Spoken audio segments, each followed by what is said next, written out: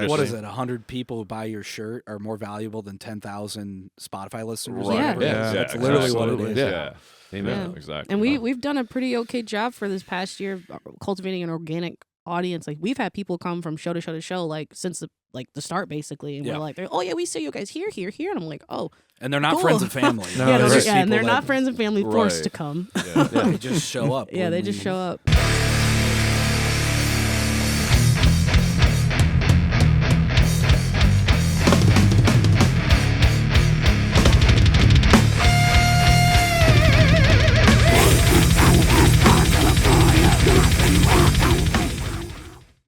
What's up, everyone? Welcome to the Metal Maniacs Podcast. I'm your host, Jay Ingersoll, and I'm here with the be-all, end-all of co-hosts. It's your boy, Mod. What's good, Jay? What's up, buddy? Be-all, end-all, you know. Be-all, end-all. You know what that's about, don't you? Good times. So, today we welcome the progressive metal powerhouses who take dreamy, ethereal music and mix it with complex, heavy rhythms, making it one unique, tasty meal. From Ferndale, Michigan, Annex Void. Sick. Hello. Hi. Hello.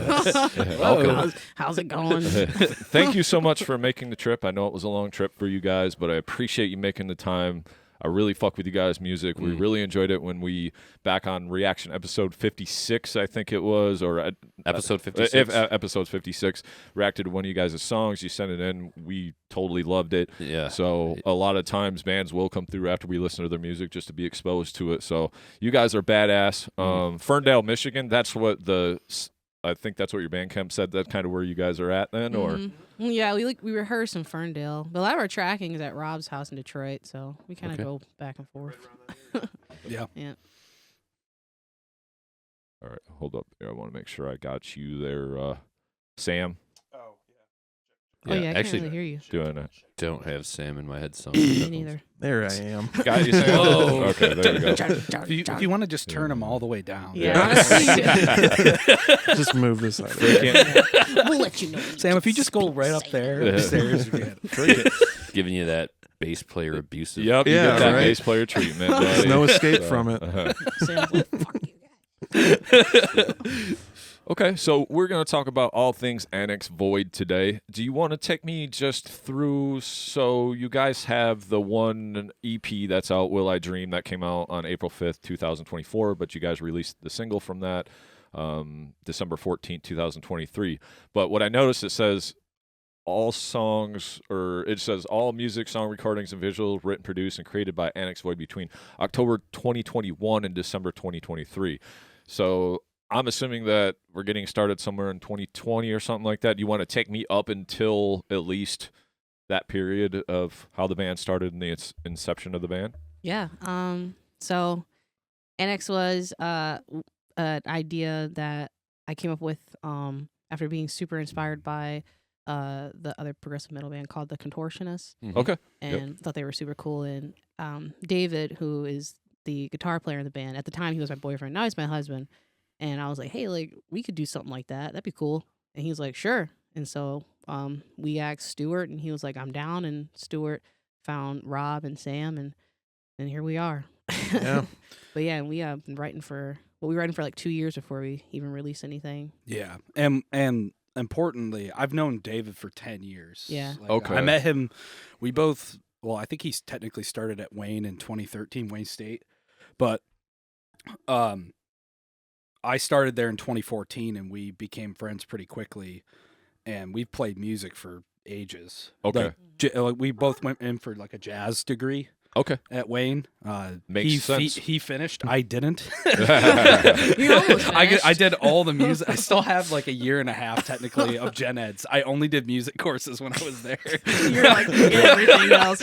I do math. But David and I have played music together for a really long time, and we have a mutual appreciation for bands like Meshuggah and stuff like that. Okay. So we've known each other for a long time. And then we knew Rob. David and I both knew Rob in the scene. I can't remember exactly when Rob moved here, but I want to say it was in like 2019. So we knew about him, and like for a minute, we thought he was a like really great guitar player. And then we had heard about Sam just through word of mouth. Okay. So for like around the local scene, and anytime his name would get brought up, it was always, oh, dude just can play anything, blah blah blah, like, you know. And it's like, okay, so they were the first two people we like asked, like literally, because Gabby brought to me the idea maybe in summer of 2020, and we sat on that for like, you know, over a half year. Couldn't do anything about it much anyway, Yeah, right? yeah. I mean, we just kind of sat with the idea, and we're like, yeah, this is a really cool idea that we can kind of roll with. And then I don't know when we asked. I can't remember if we asked you first or if we asked Rob first. Sam was the last piece of the puzzle because Rob came next, Okay. And then you reached out to Rob, and then you gave me Sam's info, and I reached out to Sam. Yes, yes. Yeah, that's how it worked. Okay. So do you guys all share the mutual love for bands like Contortionist, Meshuggah, stuff like that? So that's kind of what leads to you guys' sound then, is that right to say? More like an obsession. Okay. Yeah. Obsession. Yeah, So our first rehearsal, we covered a Contortionist song. The song was it Absolved? Yeah. Well, there was another one just too. to play. Return to Earth. Oh yeah, we did that one as well. Just to play together, to see like, okay, can we play together? So were we playing in other bands or anything before this, or? I was personally. I'm in a band called Black Note Graffiti, and I've been in that band for I don't know, like 7-8 years now. Oh, okay. Yep. Yeah. Yeah, I play bass in Boreworm. I've been in that band for like 10 10 years. Yep. Very familiar with Boreworm. I actually seen you guys play at the Bleeding Through show, I believe. Oh, yeah. Cool. So, cool, man. Kyle, drummer? Yep. Yeah. Kyle Wagner. Yeah, he drums in like 93 other bands. Yeah, too. he does, man. He's a busy boy. I don't know how he has time for all that. Good drummers are hard to find, aren't they, Stuart? Yeah. We have the luxury that Stu's only in our band, and he's not allowed to be in other bands. Yeah, that helps. This is the only project I'm in at the moment. Like, I used to be like David and Rob and I all used to freelance, and I think David kind of does a little bit still, not really anymore. But they're like, and I know Rob does if people ask him, but we don't go out of our way to still do the freelance like jazz or fusion gigs. Really, So you strike me as the type of drummer who would be out at a jazz piano club or something and just holding it down for the evening, like. I did that way too much. Okay. People are always like, quiet down, and you be quieter. I'm like, just brushes already. No thanks. You get in trouble I'll just get off the at stage. Cliff Bell's a lot, Yeah. right? Well, there was a while I think they got rid of drummers at Cliff Bell's on the dinner sets because of myself and some of the drummers that were playing there. And then people got like pissed about it, and so they had to bring back the drummers. They're like, wait a minute, there's no rhythm in this. I was on a gig at Cliff Bell's with David and a bass player named Jeff Cooney, who is an absolutely great bass player. He lives, I think, in Philadelphia now. But I was watching. we played on that gig for like a year and a half together, and it was like awesome. Like you like. At first, like we were really like clean about it and like wore like suits at every gig there, you know. And then by like the end of it, we were just like showing up in like flannels and jeans. Red Wings hat. Red Wings hat, like on the gig. And then like we would play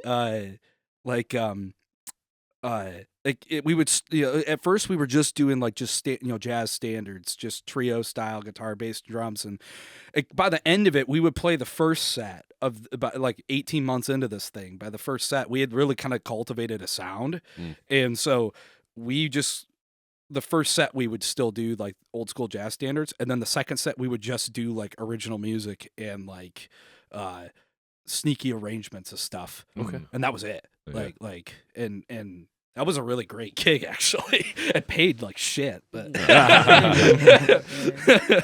yeah, you just tell them when you show up in what you want to wear. You're like, this is called jazz of clothing. You know what I mean? No wrong notes, motherfucker. Well, it got to the point we would play like free jazz, like we would cover like Ornette Coleman tunes. Okay, Ornette Coleman was like this jazz saxophonist from like the 60s, and we would just like cover some of his tunes and stuff like that, and just kind of go for it, and people like really liked it. At the dinner set. Love it. So how do you before we dive into more of you guys' the EP or whatever, like, so how do you make the balance work, Sam, like especially with Boreworm, because you guys are jamming probably as much as you can, and then you said it was Black Note Graffiti, is that what you said? Yeah. So how do you guys make that balance work, and what kind of takes priority at that point? I'm always interested in that when there's multiple projects involved. It's tough. I mean, it's you have to be on your game, got to rehearse and make sure you're like up to speed on anything, because whatever shows are booked. I've had shows back to back too, like in the same weekend with both bands, and it can be tough. Also, finding time to rehearse is hard with the band, but so far it hasn't been a huge issue. But it's always a possibility that there's a crazy conflict that you got to work with. But Yeah. it can be tough for sure. So that's just a lot of time on your own part then. Yeah. Okay. Yep. Just making sure, I don't need 5 rehearsals to play a show. I'm ready to go without anything. But yeah. Or maybe just one before the show or whatever. Yeah. Yep. Yeah. That makes Yeah, sense. absolutely. Yeah. I feel like for me, like in each band, I kind of have a different role. In Black Graffiti, I just obviously I sing in both bands, but I don't really handle a lot of the businessy stuff or really anything. I just kind of show up and they tell me you get a show on this day. I'm like, cool, all right, I'm there. And yeah, I help with social media a little bit, but other than that, I'm not really super like involved in like the behind the scenes stuff. Chris and Kurt, they're awesome. They take care of most of that stuff. And this band is the opposite. I'm super involved with a lot of the behind the scenes stuff. So I think that's why it's easy to juggle. Yeah. Because I'm more involved with that type of stuff in this band. Yeah. I think that's the same for me too. Yeah. Yep. Yeah, it helps if you have other people to rely on. That's kind of like Yeah. The band that I'm in, Iron Shepherd's Iron, which we were supposed to play with you guys actually on Right. that Gore Pig Mhm. show that got Yeah. canceled. So Mhm. that was kind of a bummer after we heard your song, and I was Yeah. looking forward to jamming with you Yeah. guys or whatever. But that's the same thing with my band. I got the podcast. I'm so busy. Nick and I got our own stuff we're working on. We had our old band, Infinite Design. We're still writing music and doing that. But Larry, our singer, he's really hands-on with a lot of the stuff. So it's kind of like I just got to kind of help with my part writing Yeah. and showing up. And other than that, it's kind of like, hey, man, we need to do something, for social media, but I'll try to help you as much as I can, but I can only contribute X amount of time because I have, so many things going on. Work, So family, podcast. Yeah. You got a lot going on. working out, lots of stuff. So That's the first thing I'm dropping is working out. not Lifting weights. not me. That's the last to go. Clinging to it. So yeah, you guys released the single off the EP, Past Future Illusion. That was the one we listened to, I believe. Okay. And drum tracking, Eric Sills, Stone Soup Studios. Yep. Mixing and mastered, Jonathan Wargon. And I'm assuming they did the stuff for the whole album, right? Yeah. Because that was just a single off there. Yep. Mhm. And I'll tell you, I listened to the full EP. Actually, I listened to it again this morning. And the one thing that came to mind was jazz. So it's funny that you say that because it kind of makes sense, because I was like, there's some jazz elements going on in here. Like the initial song we heard, it was, the ethereal kind of, I guess you could call it djent or whatever. You guys call it what, progressive? Yeah, like Yeah. progressive. Yeah, it's- whatever. yeah. Yeah, because I wanted to know kind of what you thought, what makes your band progressive metal. Probably the proggy elements when the soloing, Mhm. but it's kind of Yeah. genre stupid, so it's kind of hard to describe. Yeah. I just always call it like we're like a heavy experimental band. Okay, Yeah. that's fair. I think we So- get really progressive with rhythm, and Mhm. things are usually in 4/4, but we do a lot of like rhythmic cells that go over bar lines, and there's I guess it just doesn't come across as straightforward right off the rip, and that's kind of, to me, what feels really progressive is just Yeah. like Mm. messing with stuff like that. It's Yeah. like a whiskey kind of thing out, if you're into that kind of stuff where like, people, you really kind of can go down the rabbit hole with it, but it sometimes can take time for people to like get it, you Yeah. know? It's like one of those things where, I mean, I guess some of the stuff is like pretty straight, but like most of Yeah. it isn't. Like it's there. Like we write in the DAW and it lines up perfectly, Yeah, but like it doesn't. yeah, it does. It's it not does- it's- cyclical, like loopy, like where you can just throw on a 4-bar loop Yeah. and it loops and Right. loops. Like, Correct. it's just Yeah. that's just Yeah. not the kind of band you are. I'm just wondering that. Yeah, subgenres are weird. We try Yeah. to navigate those so often on this Yeah. show, and people are probably swearing at YouTube sometimes it's- over Nick and I's assumption of Yeah. what something sounds like or is, because you're just trying to put a label on it so you can kind of put it in a box and know where to find it later. That's Yeah. kind of the way I Yep. look at it. Mhm. Right? Yep. Sometimes it's easier to compare a band to another band name. Like, Yes. no offense, like, but you sound a little like this band, because it's either like I throw. I take that as a compliment. Yeah, it's either when you get someone to sound says like, like- "Oh, you sound like the guitarist," I'm like, yeah, Mhm. you "Cool, you that's either what get we're to going have for." the Like, what's the complimentary. band you hate? It's either a band name, love it or hate it, or it's a genre that you might not agree with. I mean, Yeah. Yeah. And with respect to you guys being progressive, I think it's a combination of things. When I listen to you, it's the complexity of the musicianship. Like if you sit here and tell me it's in 4/4, okay, sure, but you guys really know how to dance in and around a 4/4. Hide it around a little bit. Yeah, to make it sound like I don't know what's happening quite clearly here, because the drummer, Stuart, you're all over the place in ways, just the way that you hold out, and I'm like waiting for that steady snare, but it's not always there. But at the same time, it's like, like you're holding it down, you're keeping it interesting.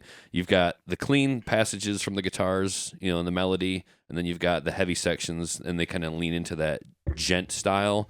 And usually a lot of bands like the Periphery, Polyphia, these bands, they have that djent style. They're also tagged as progressive because you've got the complexity in the musicianship. Yeah. And then also being able to have the fry vocal and the clean vocal, just having all that different diversity. When you start to put all of that together, that's when you can get liberal with the progressive, or you can say, yeah, we're progressive because you're doing all of those things that harken to those bands that we mentioned. Yeah. So I think that's where it is for me. Like, just it's the diversity and the high level skill set in the musicianship. So progressive for me, for sure. Yeah. I think it fit. I was just kind of wondering why, you guys kind of label your own band that, so I just kind of wanted to know where that came from. Mostly or so whatever, you can book shows. People are like, "What are you?" Yeah, yeah, we're not deathcore. We're not. Yeah, we're like, you got to be something, right? Yeah, Yeah. you have to be. And it's getting harder and harder with like all genres to even put anything in a box anymore. Because everything is everything. Yeah. All hardcore is still metal. Yeah. And all metal is like hardcore. We just had an episode. Well, by the time this comes out, there'll be an episode out that we went over. We had two of our friends come over and talk about hardcore, because that's the least, I guess, listened to genre between Nick and ourselves. We're just old school death metal guys. That's kind of where we come from. We've expanded our horizons a lot, but we wanted them to teach us about hardcore. But the closer the two things are together, the more they sound the same. It's like thrash, hardcore, death metal. What is it? It's just metal at the end of the day. It's like it's just a little different take on it or whatever. But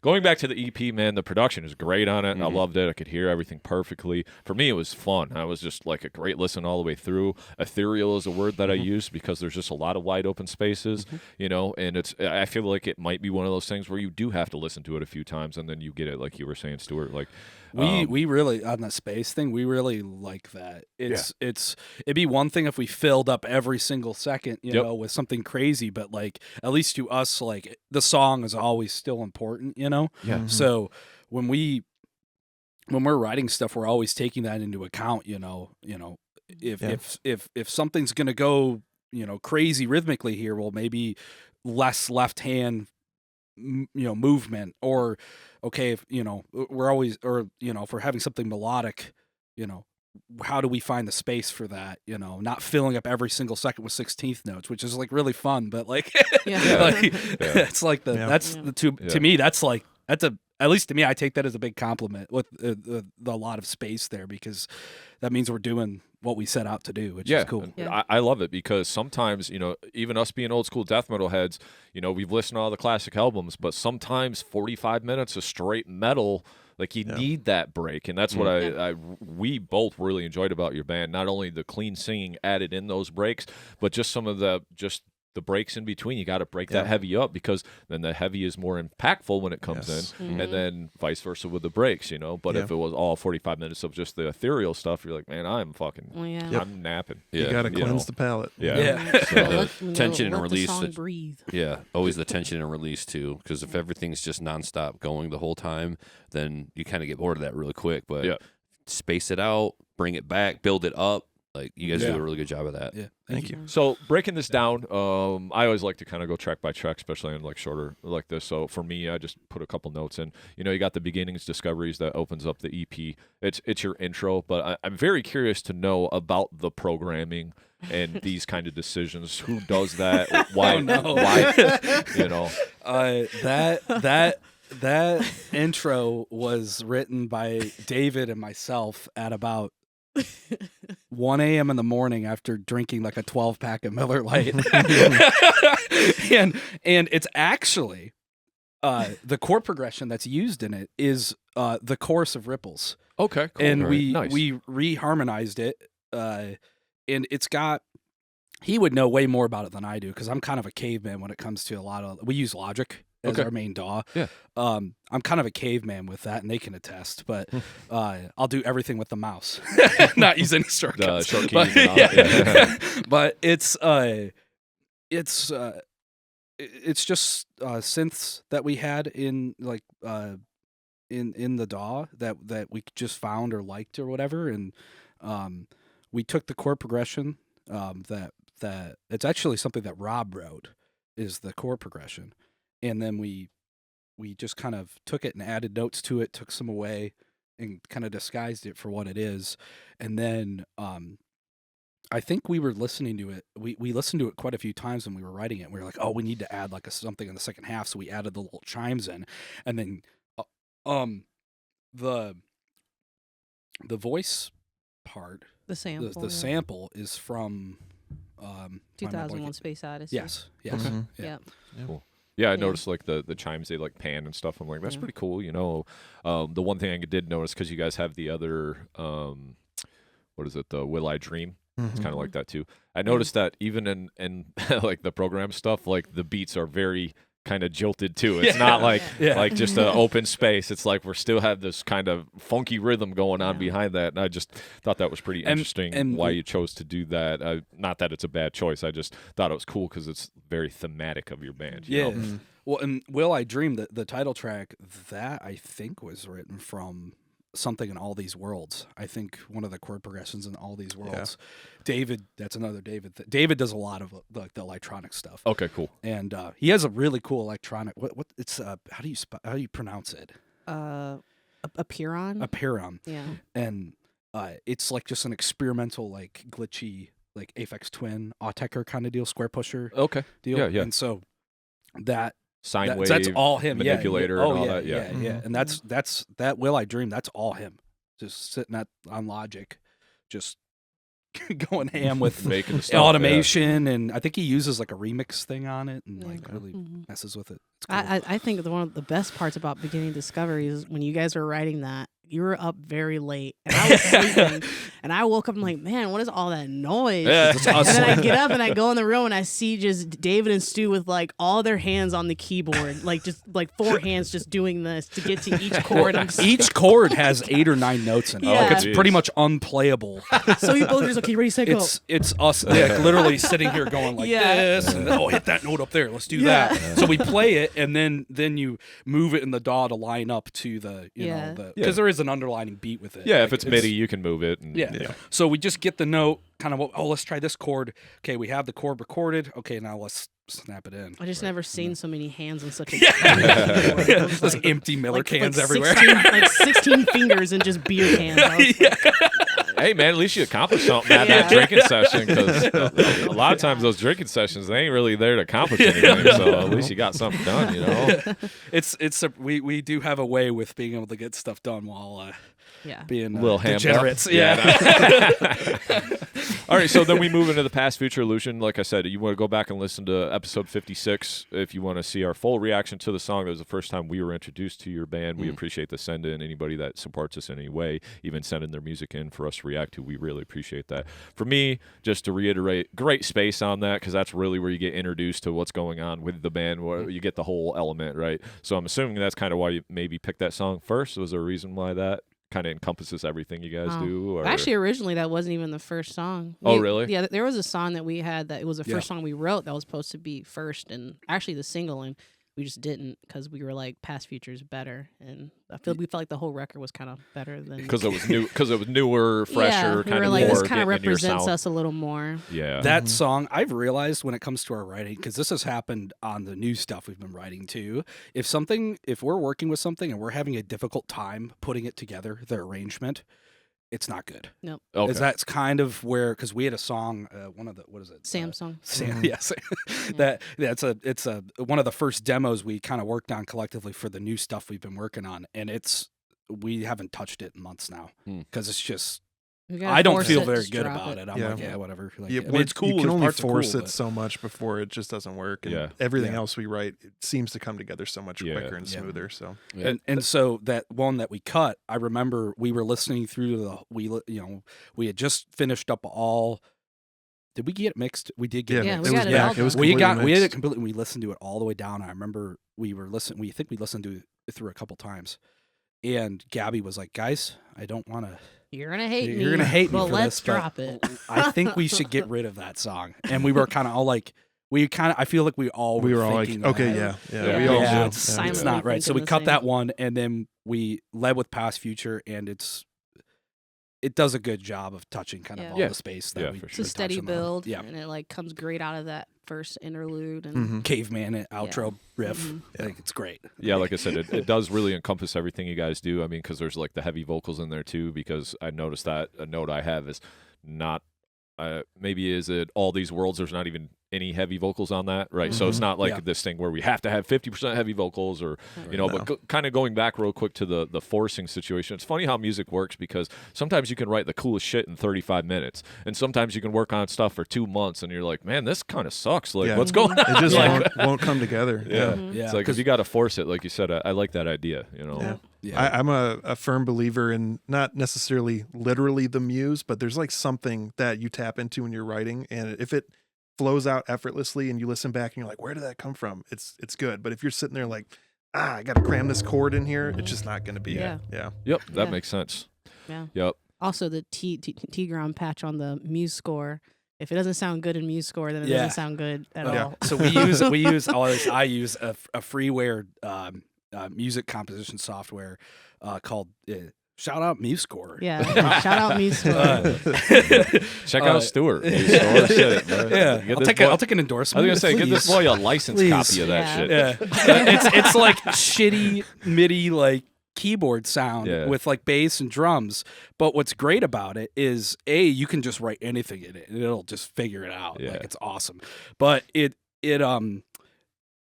if it sounds good in there, it will sound amazing. Like we'll write the demos, a lot of demos of music, and I'll play it, like listen to them in my car, and I'm like, this fucking rules. And And it's it's just just piano. shitty MIDI Yeah, it's just piano. piano. Yeah. And it's like It is. that's when you know it's gonna be Nice. slapping. So Past Right. Future, I wrote I pretty much I think most Yeah, of it was wrote all that in song. it. Yeah. Except for the Yeah. guitar lead. David wrote that little Right. lead towards the Yep. end. But that song was entirely written in MuseScore. There's a MuseScore file of it someplace, and it sounds just like the album, but with But just shitty MIDI MIDI. piano. With Yeah. MIDI yeah, piano. yeah. It's funny you say that, and I'll get back to Annex Void in just a second here. But we had Slugchild. Are you guys familiar with that band? No. So they're from Grand Rapids, and they're very intense, like extreme metal. Their drummer, he's a machine. But anyway, so the drummer, you guys familiar with Guitar Pro, right? Same Yeah. kind of thing. Yep. What you're talking about. Yeah. You're an I avid use user. it. Yeah. So Yeah. so the drummer, he doesn't know how to play guitar or really keyboard. He just put a bunch of notes in there and it was like, hey, let's play this. It sounds cool. And I'm sitting here like, how the fuck did you even think of that? Because he doesn't know anything about a guitar. And then he's like, when you give it to Kent, like the guitar profile, Kent's like, yeah, my fingers don't stretch from 15 to 3 or whatever. my Like, God. so he has to like recompose it. But I just thought it was wild how he was just plug stuff into the Yeah. computer. Yeah. It's like, yeah, here's the song, guys, and they're like have to learn it or Oh, whatever. my I'm just God. like, that's I crazy. respect that energy. Yeah. Yes. Love No, it. we write a lot of our stuff. Is not all of it, but a lot of it is written in the DAW. And then, yeah. and I know how to play I can work my way around a guitar. Yeah. And I can work my way around a bass. So I am writing. I am thinking consciously. Okay, is this actually playable on the Right, instrument? yeah. And sometimes there's corrections, but I'd say most of it's Yeah, pretty most of it, yeah. pretty Yep.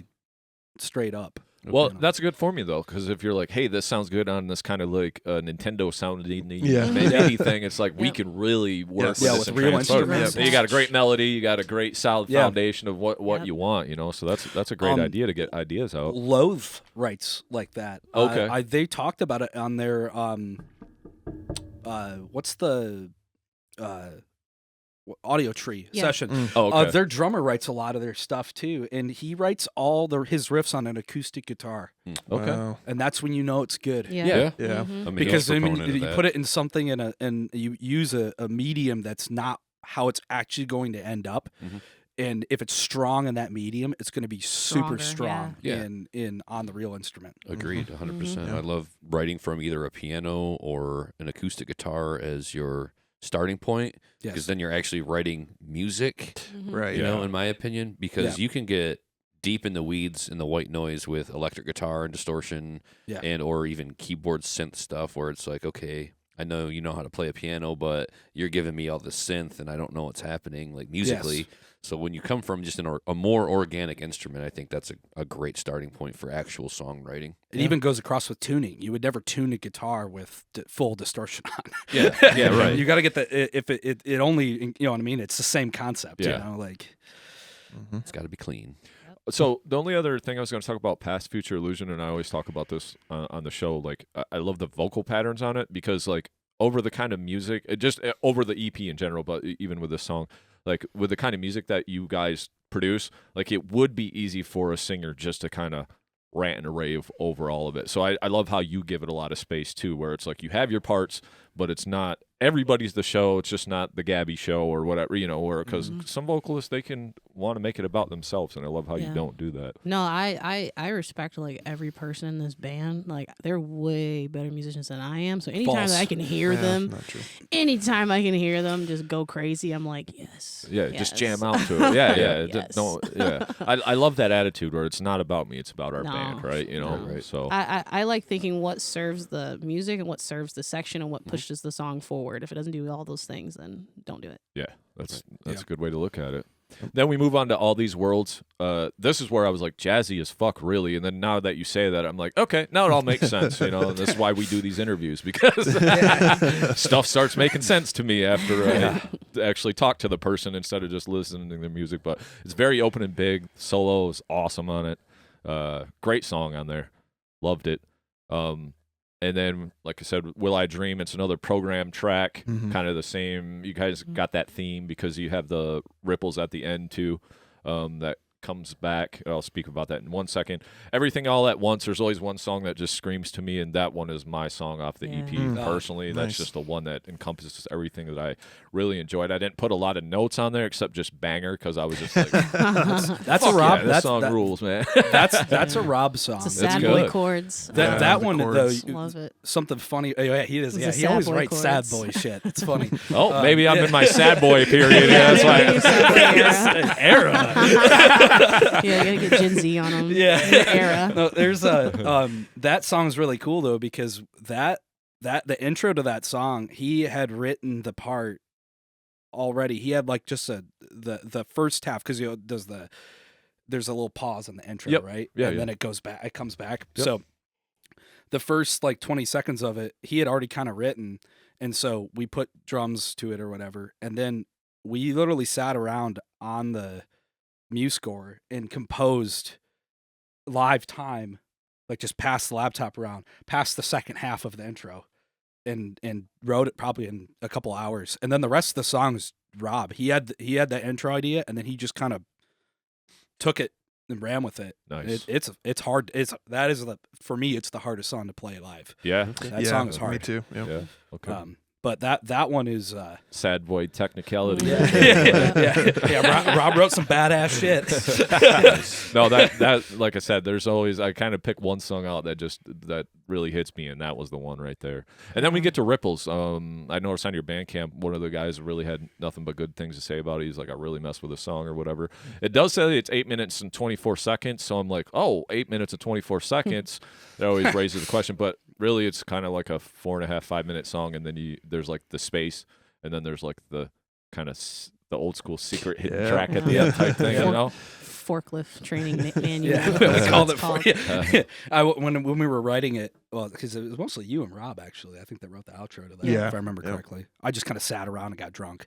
But are you talking about the program part of the program? Yeah, the program part at the end, and that part is. I remember we were laughing about it while we were writing it. We're like, man, this feels like some sort of like instructional manual you would get like work for safety, you know? It's like, oh, do this, wash your hands. Oh, for yeah. 20 And so when we were writing that, and like there was a while where we were just laughing about it, like being forklift certified and like having it has that energy to it. Forklift certification. Yeah. I forget, you wrote because you wrote like an about on the Bandcamp. You should Yeah. pull that up. And what does it say on the? Here, I'll get it. I don't even remember. I turned my phone off. All I remember is that we call it forklift training manual, but when I went to do the copyrights, I accidentally typed manuel. Like, the Oh, no. And it came, I was like, guys, our copyrights, and they're like, why does it say who's Manuel? I was like, oh, whoops. Well, That's awesome. But there's something on it. It's like for all like the big fork. oh yeah, for all the forklift daddies or something like that. That's amazing. I think Sam technically named that. I think it was Yeah. you. Yeah, technically. it could be. For all my fork truck drivers with their Yeah. papers out there, this one's for you guys. You'll need it to lift Loves. these heavy as hell riffs. That's the problem. Yeah. The actual ripples though, that actual song is the most collective song on the Okay. album. Yeah. Mhm. I wrote the verses, Rob wrote the chorus, and then David wrote the outro riff. Cool. So that is a collective piece of music. Well, I noticed I put heavy as hell, and I also noticed like you want to say. I know you said, Sam, that stuff is like in 4/4, but you dance around it. Mhm. There, and this song was kind of the only song that Yeah. you went to that beat where it was like on the China, snap, snap, snap, like just a straight Yeah. 4/4. Like there's not a lot of that throughout the rest of the EP, but Yeah. on that particular song is that Yeah. groove that you Yeah. do go into. So AC/DC hands. yeah, it just kind of makes it, but it makes that part stick out too. Oh, Because yeah. if that's Yeah. all you guys did the whole time, then it's kind of like, well, Yeah. song 1 is song 3 is Yeah. song 5. You know, That's so my favorite part of the outro EP is riff? The outro riff. Yeah. When we play it, we actually turn the click off and just play it straight up. Yeah, and it ends up Okay. being Yeah. like 50,000 BPM faster. Grooves stupid. We Yeah. should It have does. recorded it at the speed that Oh we my play it God. live. It grooves way harder. Nice. Yeah.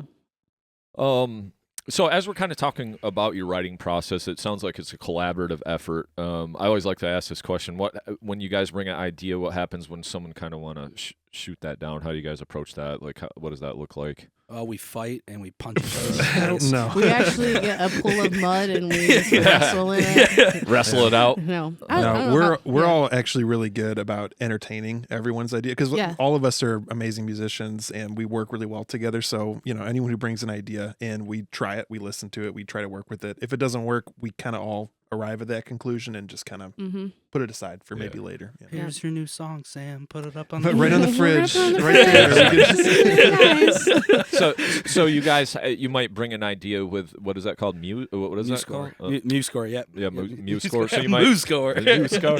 Well, you said the Muse earlier, so Yeah, that was yeah. kind of like in Yeah. my head. Yeah. So you might bring an arrangement like that, and then you guys just start kind of jamming it on the instruments, or do you learn some of it before you come, or what does that look like?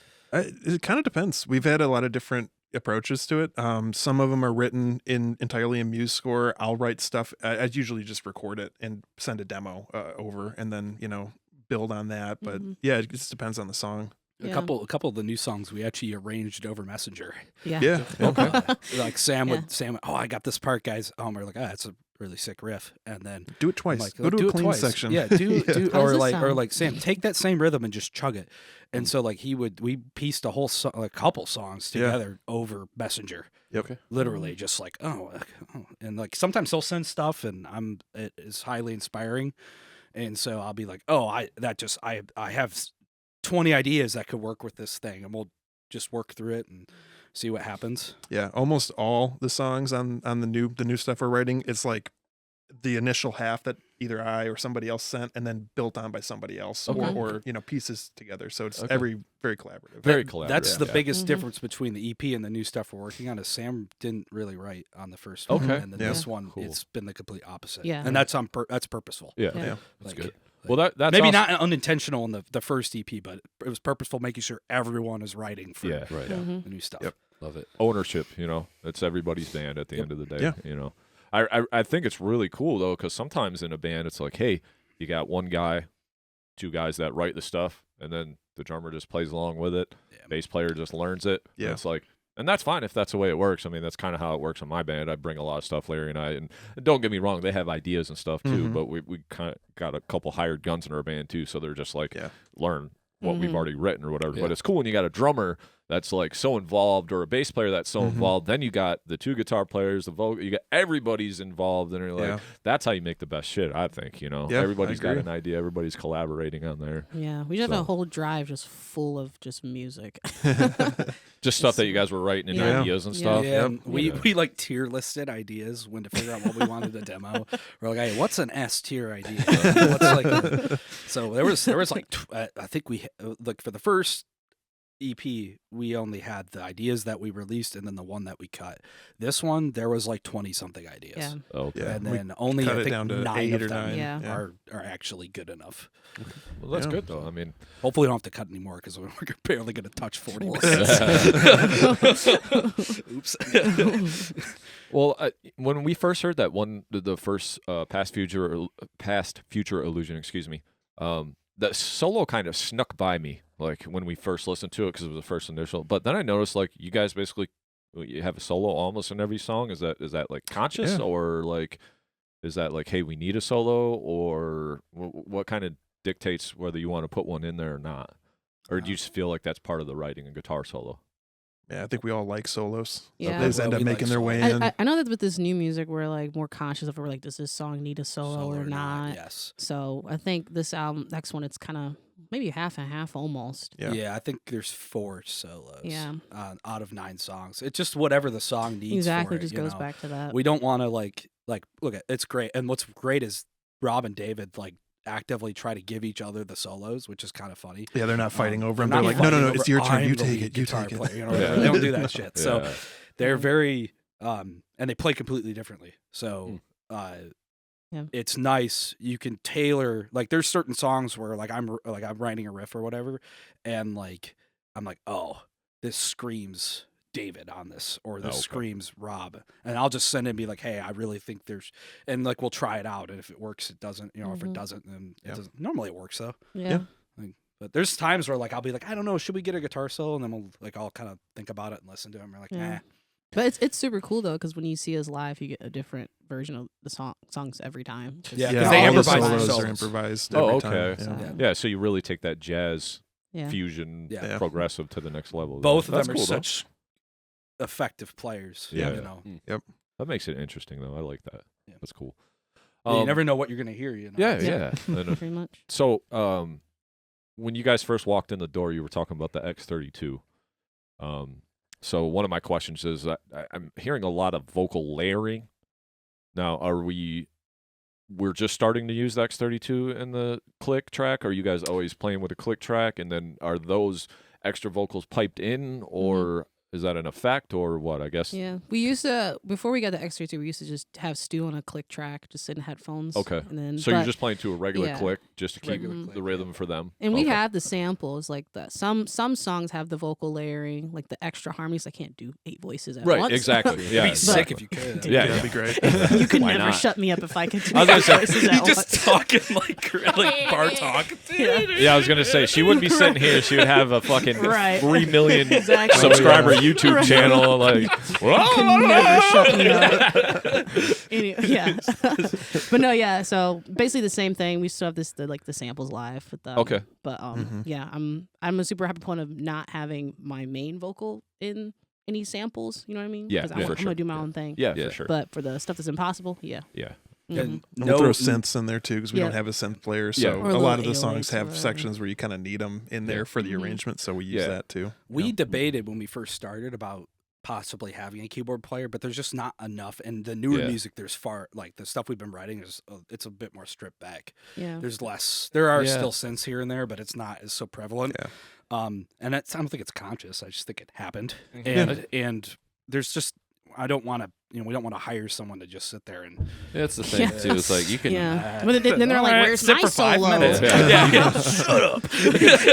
The whole album could have keyboards all in and throughout it, front to back, but those keyboards might just be holding a chord for atmosphere Yep. and not really a highlight. Yeah. And Yep. every keyboard player I've ever met wants to be Jordan They wanna play Rudess. the- You Yeah. know, they just, I mean, That's not what this is about. my favorite. now, granted, the one keyboard player is a close friend of mine, is a huge Dream Theater fan, so that makes sense. But everybody who's gonna take the time to learn their instrument, they're gonna want to kind of showcase it a little bit. Oh, yeah. And if all the songwriters in the band are like, well, we don't need a keyboardist. Yeah. We just need the sound of a keyboard. Yeah. Totally different. Like, you're not going to Oh, yeah. need a fifth or, in your case, a sixth member to, like, just hold chords the whole time, and they're bored to tears. They're, you know, please release me. Let me. Pretty much. Can I get any royalties? No. You just play keyboard. But you're like, I wrote that part. You're just holding the note down. That's it. Please go home. He's all trying to hold down all 9 of those notes Yeah. that you got going on. That's the other thing too, is there are, like, when we do put chords in with the synthesizers, it's a lot of that kind of crap. Yeah. And it's just like, it's really not Yeah. really Made to not play. made Yeah. to It's a play. layer, It's not a a layer. feature. Yep. Yeah. You know, And, so- and there's For the vibes. with the tracks though, we don't put any guitar or bass or added drum things in it whatsoever. yeah, it's just We're synth big and some believers. backing Okay. vocals. Like and if stuff. one of the guitar players drops out to play a solo, it's gonna sound different. Like we're not gonna have the double guitar, thing happen. It's just Yeah. is what it is. Like Right. that's okay. It's Yeah. live. It's the point of live, yeah. So at first, you just played with the click, right, Stuart? Yep. And then, you had the samples, and would you just kind of like pipe them through, or they were playing off that click? Playing off the click. Okay, Use, okay, use, gotcha. use the Logic Project with all the songs in. With So the laptop, blanks. laptop, yep. Pan like to next the to left. you or Yep, something, yep. and press space bar, go, and then that old school kinda map it panning, out. Yep, pan panning to the left left, and pan right to the trick. right. Yeah. Yep. left goes click for him, Yeah. right goes out to the PA, Yep. basically. Okay, Yep. that's Yeah. cool though. Yep. And then now though with the in-ears, it's completely different. Yeah. We're We built like a whole rig with like splitters and snakes and the X32, so we actually get to hear everybody on stage and Yeah. click and send out whatever we want to the house. So Sam was Yeah. very excited. yeah, I love that stuff. Actually, it is really fastest nice soundtrack in because the like world. Yeah, it everyone in was. this band is like, I am not really a tech person at all. Right. So versus like Rob he's a computer programmer. Okay. Like, Yeah. it's his job. So he's really good with it. He's good And- with demoing, and recording. Sam is super organized with stuff, and so our cleanup, our like setup for it is like super neat, super organized. Like We they, all have they, these different roles we fill. It's great. Without, any one person having too much to handle. It's all spread around very evenly, which is nice. Yeah, and just if by someone needs nature. a break from it, they just voice up, be like, Yeah. hey, it's a bit too Need much. some help, or Mhm. Mhm. We'll figure it out. Yeah, that's cool. That gives me anxiety. I don't know, like, I don't know I why. had a I don't lot, know. If, yeah. I don't know if it's the price tag involved in trying to get an X32 and an Yeah. in-ear system and all the fucking chords and however you run it. Because I'm pretty savvy when I've done full records front to back, mix master. Like, I know a lot about a lot of shit when it comes to music. But that whole inner thing is like something I would love to try. But at the end of the day, like, I just don't even know where. It's like that thing where it's so overwhelming. It's like Yeah. trying to swim in the ocean. You know, Well- it's like I don't even know where to start. I remember hit when me we up, were I'll help talking you about out. it. I remember we were talking about it. I would go to shows and there'd be a lot of people I see that have them. I'm like, how'd you do that? How'd you do blah, blah, blah? And they would send me resources and Yeah. just YouTube all the time. And then me and Sam would just bounce resources back and forth. And then same thing with this beautiful spreadsheet that looked Nice. incredible. And I was just like, yes, these are the things we've been talking about. Yeah. Let's do it. Well, I'm gonna have to get a hold of Sam. I Yeah. guess, Yeah. to figure this we will shit send out. you Well, the we- spreadsheets. But we got. We had Go some- ahead, Nick. I was gonna say there was Oh, yeah, someone go who ahead, was sir. really, really helpful with it. Was our friend Eric? oh, What's his last yeah. name? Yeah, What's his shout out homie. Eric. Yeah, shout out Eric, man. Shout out Eric. This dude is fucking sick.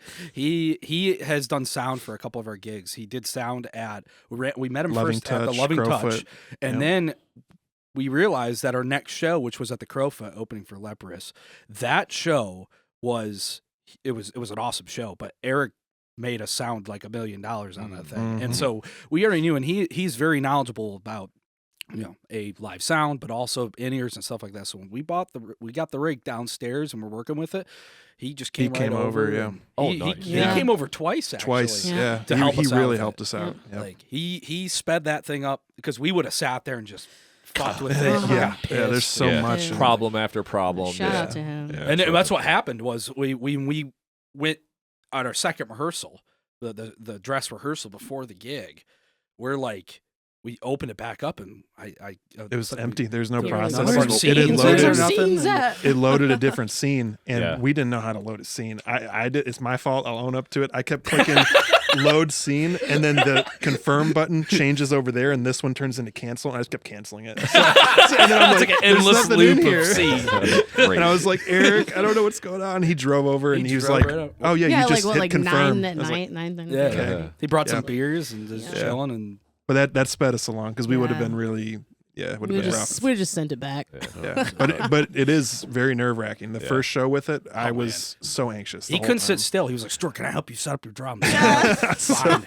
Yeah. Gotta burn that energy somehow, man. And then it was crazy as we were so prepared, we were ready. Like if it were to go like bad, like Yeah. we were ready to play without a click. fucking Just rip do it out. Let's Yeah. roll. Old school. We brought the you old know? setup just in Yeah. case. We brought but- the old, so in case we were like in the middle of setting up and Yeah. it didn't go right, we could Yeah. revert back to old school. Or if it went wrong in the show, stop the click. Just We're go just off playing click. straight Yeah. up. Yep. I think that's And- some of the anxiety I have about that idea is like, if the laptop crashes or it needs Yep. to, update or something middle of the set, you're like, oh my God, I need you right now. But I have nothing but respect and love for a band that's going to take all of that studio magic and bring it to the stage and not omit it for the sake of the live performance. And I think that's the difference between, like, say, a professional band and a hobby band. Like, if you're really trying to take this thing to the next level, get on better gigs, better venues, grow the thing, you got to be able to lug the whole studio out to the stage with you. And anybody that wants to make fun of, like, Falling in Reverse, can't do the show because of the laptop. Hey, They got lights, they got pyro. There's so too much in there, involved here to where if I go on stage without the laptop, I'm giving you 50% of what you paid for. Yeah. So I'd rather just come back later because you're going to miss half of what I'm trying to present to you. Now, a lot of old school fans, old heads, they don't really get it. They're not quite caught up with the technology and the times. And they just want Led Zeppelin to go on stage and be rock stars. And I don't know how many of those people still go out to shows for real or they're just hanging out at the bar. But these days, like, musicians still go out and perform. Yes. They're still playing their instruments. That part's not coming from the laptop. Yep. The part that the laptop serves is the click track for the drummer. Yep. The samples, because we don't need a keyboardist, Right. just to hold a couple of keys. no. Yep. We're not paying a fifth or a sixth member to just hold a couple of keys, and any other sample sounds that isn't even musical. Yep. Right. So you got whatever random train or Train. exactly Whatever random forklift you guys got, fucking the backup Yeah. beeper. So a good band. Now watch this drive. So Starset is a band that I'm like super captivated by. I love this band Starset. They've got all these different sci-fi sounds coming at you before songs. They're like dialing up, whatever coordinates they're going to, and it's a huge sci-fi That's so type cool.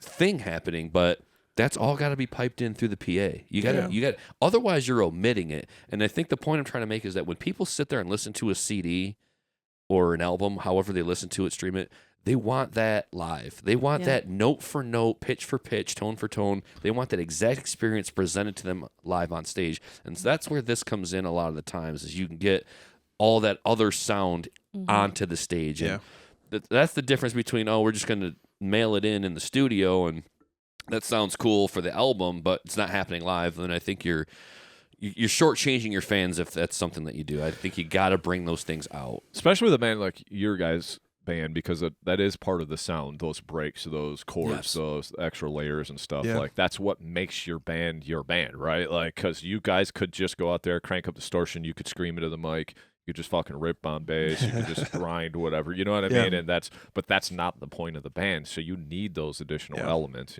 Same with Vestigial. Are you familiar with those guys from Grand Rapids? Michael Stellum, superior musician. They're fucking awesome, man. They're like just a real sweet like death metalcore band, but they have the same thing. The X32, everything's piped through. They have all these like vocal patterns, like female vocals, all these keyboards, Orchestra. all this stuff. There's so much stuff piped in, and they do the same thing. But it also caused me anxiety when he was talking about it because I'm just it just seems so fucking overwhelming. It can be. Rip Van Ripper's another one they do. They rely on that Those too. and when those band names, like those are bands that I feel like could take it to the next level and go tour and give everybody what they're hearing the first time they listen to it on the internet or whatever, and they're going to bring that to the stage. And I think that's huge. And, No. and go ahead, I'm sorry, man. No, you're good. Were You're you good. going to say what you had just said earlier when I bulldozed over you or before? Yeah, no, Okay, that's okay. I just wanted to make sure that I made the point that like if whatever's on the laptop goes to the stage and the musicians are doing their part, but there's no need for 5 more people to be standing around on stage to do next to nothing musically. Just hit a button or hold the simple chord, or in your case, a not simple chord, but not really flashing instrumentation or musicianship. But you gotta have all those little things for the fans standing out there. Yeah, and it's like I mean, it'd be certainly interesting as an exercise sometime to do like a stripped down show and just go straight up. It'd be interesting. We could easily do it. we could do Yeah. it. But it's one of those things where also, like, at least in our case, like, we're held to, like, especially smaller bands, you're held to a 30-minute long set, Yep. and you want to be polite to the bands that are playing after you because they're bigger than you. It's a respect thing. And you want to make sure that you're able to get off the stage quick and fill up your set time, because if you only, let's say you have a 30-minute set but you only fill 20 minutes of it, you're not doing really you've played your set, but you're not filling your obligation to the venue, Yep. To the audience that's there to see you. So Fucking up the schedule. yeah, I mean, exactly. Yeah. And so I took the longest to get on board with the click track idea in the band. I just I don't know if you're familiar with the band Car Bomb at all. Yeah. Yeah, I love Car Bomb. Yeah. They are incredible, and they do not use a click. crazy. That shit is just straight up. That is old school. Loose playing. Drummers. It's tight but not tight. Yeah. And they flex. Tempo modulations, which is what we do too. But they've been around for a minute too, and they're able to hold longer sets, and people, it's less of a thing. But for us, like, we really want to make sure that we fill up that set, and then also some of the music's very intensive with the left hand and with the vocal, and so if you start playing stuff too quickly, it becomes difficult Yes. to get your pronunciation of the words out, Yep. get room for breath, which Yep. is extremely important in your case. Also, with the left hand stuff, it just becomes unplayable at a certain point. Yeah. So it's like, especially because, once again, a lot of the stuff really isn't written on the instruments. So there is a level of, yes, it's thought about, okay, make sure it lays right, but it's still difficult to play. Yeah, there's And so technicality. Yeah, for sure. it's one of those things where, we want to fill up our set time, and we want to make sure that we're being as tight as possible too. And it's interesting.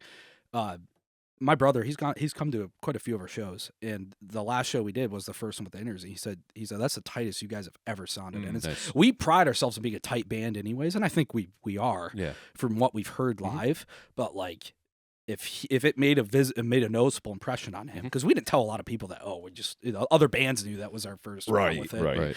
and like the sound guys did, and like my brother knew. And so he was like, that was ridiculous. Just being able to hear everybody in whatever level you want. You can hear every single person, regardless where you're at. It's huge. So, I just played on Friday, and it was a fucking nightmare because I couldn't hear anything. Yep. I mean, I think we still played okay, but like I just literally couldn't hear one drum. Like all I could hear was, I couldn't even hear my own guitar. I was like, I hope this will sound good. I don't know. Like fucking. You're but at if the I had mercy. the in ears, that's why it's like it's very enticing. It's just. I don't know about the $5,000 price tag or whatever you go, because I know it's very we pricey. didn't even spend that much. I We spent like $2,800. Yeah, we did not. Well, we bought a used. Still, right, technically? I was gonna say, some stuff used. That's but still yeah. a down payment on a car for some people. Yeah, or whatever. it was not so. cheap. That's Yeah. for sure. We had to but- talk about it, and we decided we did a whole payment. We used what? Yeah, Payment plan? Sweetwater. Yeah. Oh yeah, Yeah. Sweetwater's the best. It's fine. Oh yeah, That's shout out Sweetwater. Yeah, I do. endorsement. Huge proponent of Sweetwater and also financing your stuff, because Yeah. $2,800 down. That's a lot. That's a kick in the teeth. But you spread that out over 12 months, 24 months maybe. I Yeah. don't like to go too far down. I don't want to be paying for it for the rest of my life. Yeah. Longer than my band might even last. Like, what are we doing? But I, well, you're left with the payment. We should have done that to him as soon as he put the payment down. Just yeah, Broke peace. up. I think the whole thing with getting the in-ears and all of the click track stuff onto the stages, it feels like a bit of an impossible task. There's a lot to it, and it's kind of like one thing at a time. It's not going to all happen on the day one. Yeah. So it's a lot of maybe a bit of research and or reaching out, finding the resources and saying, where do I start with this? Because a lot of bands still just, they go on and they raw dog it, and they raw dog it at practice. And it's just, they're, and they can get away with it because they're not doing all the elements that you guys are doing. They're not relying on backing tracks for samples or orchestration. And that's fine. It's just 5 guys in a room, 5 people playing their instruments, and that's the band, and that's what you get, and that's simple enough. But when you start, like, you write your songs, and you've heard them 100 times, you're like, oh, I need a violin in this.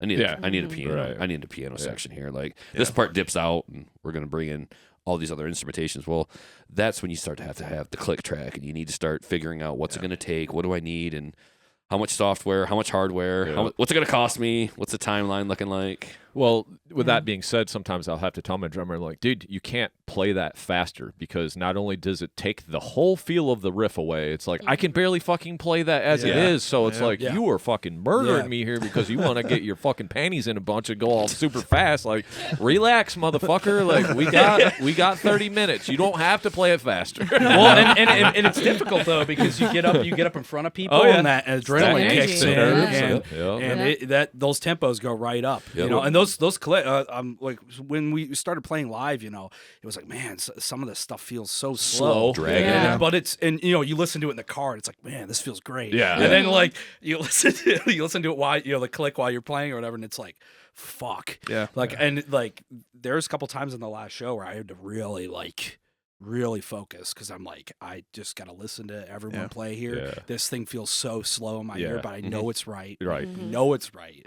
But I it's think sometimes you get like a lot of energy about it. Oh, yeah. Like you want to have that same energy as when you're listening to it in the car, but now you're on stage. So if you got all that energy, yes. like if you don't have a harness on it, you're just gonna go like twice, double Yeah, time it. And it's fun playing with, like, I always play harder. And and more into it when like I'm playing with the band. show wise, like you just put on a show, right? Yeah. But, and you're digging in a little bit, but that's different than like when you shed the stuff, right? And when you're shedding it by yourself, like you shed it by yourself and you don't play it really that hard at all, right? And then you get into rehearsal and you play a bit harder because now you're playing with other people and you're digging in, and then when you play live, now you're really digging in, and it's just nice to have that there. That's one thing that I've talked about on the show before too. Sometimes that angst and that anxiety isn't just like I'm so worried about the performance. It's more about like, gotta get my shit on stage. I hope everything works. The new X32. I hope Sam loaded the fucking scene in right or whatever.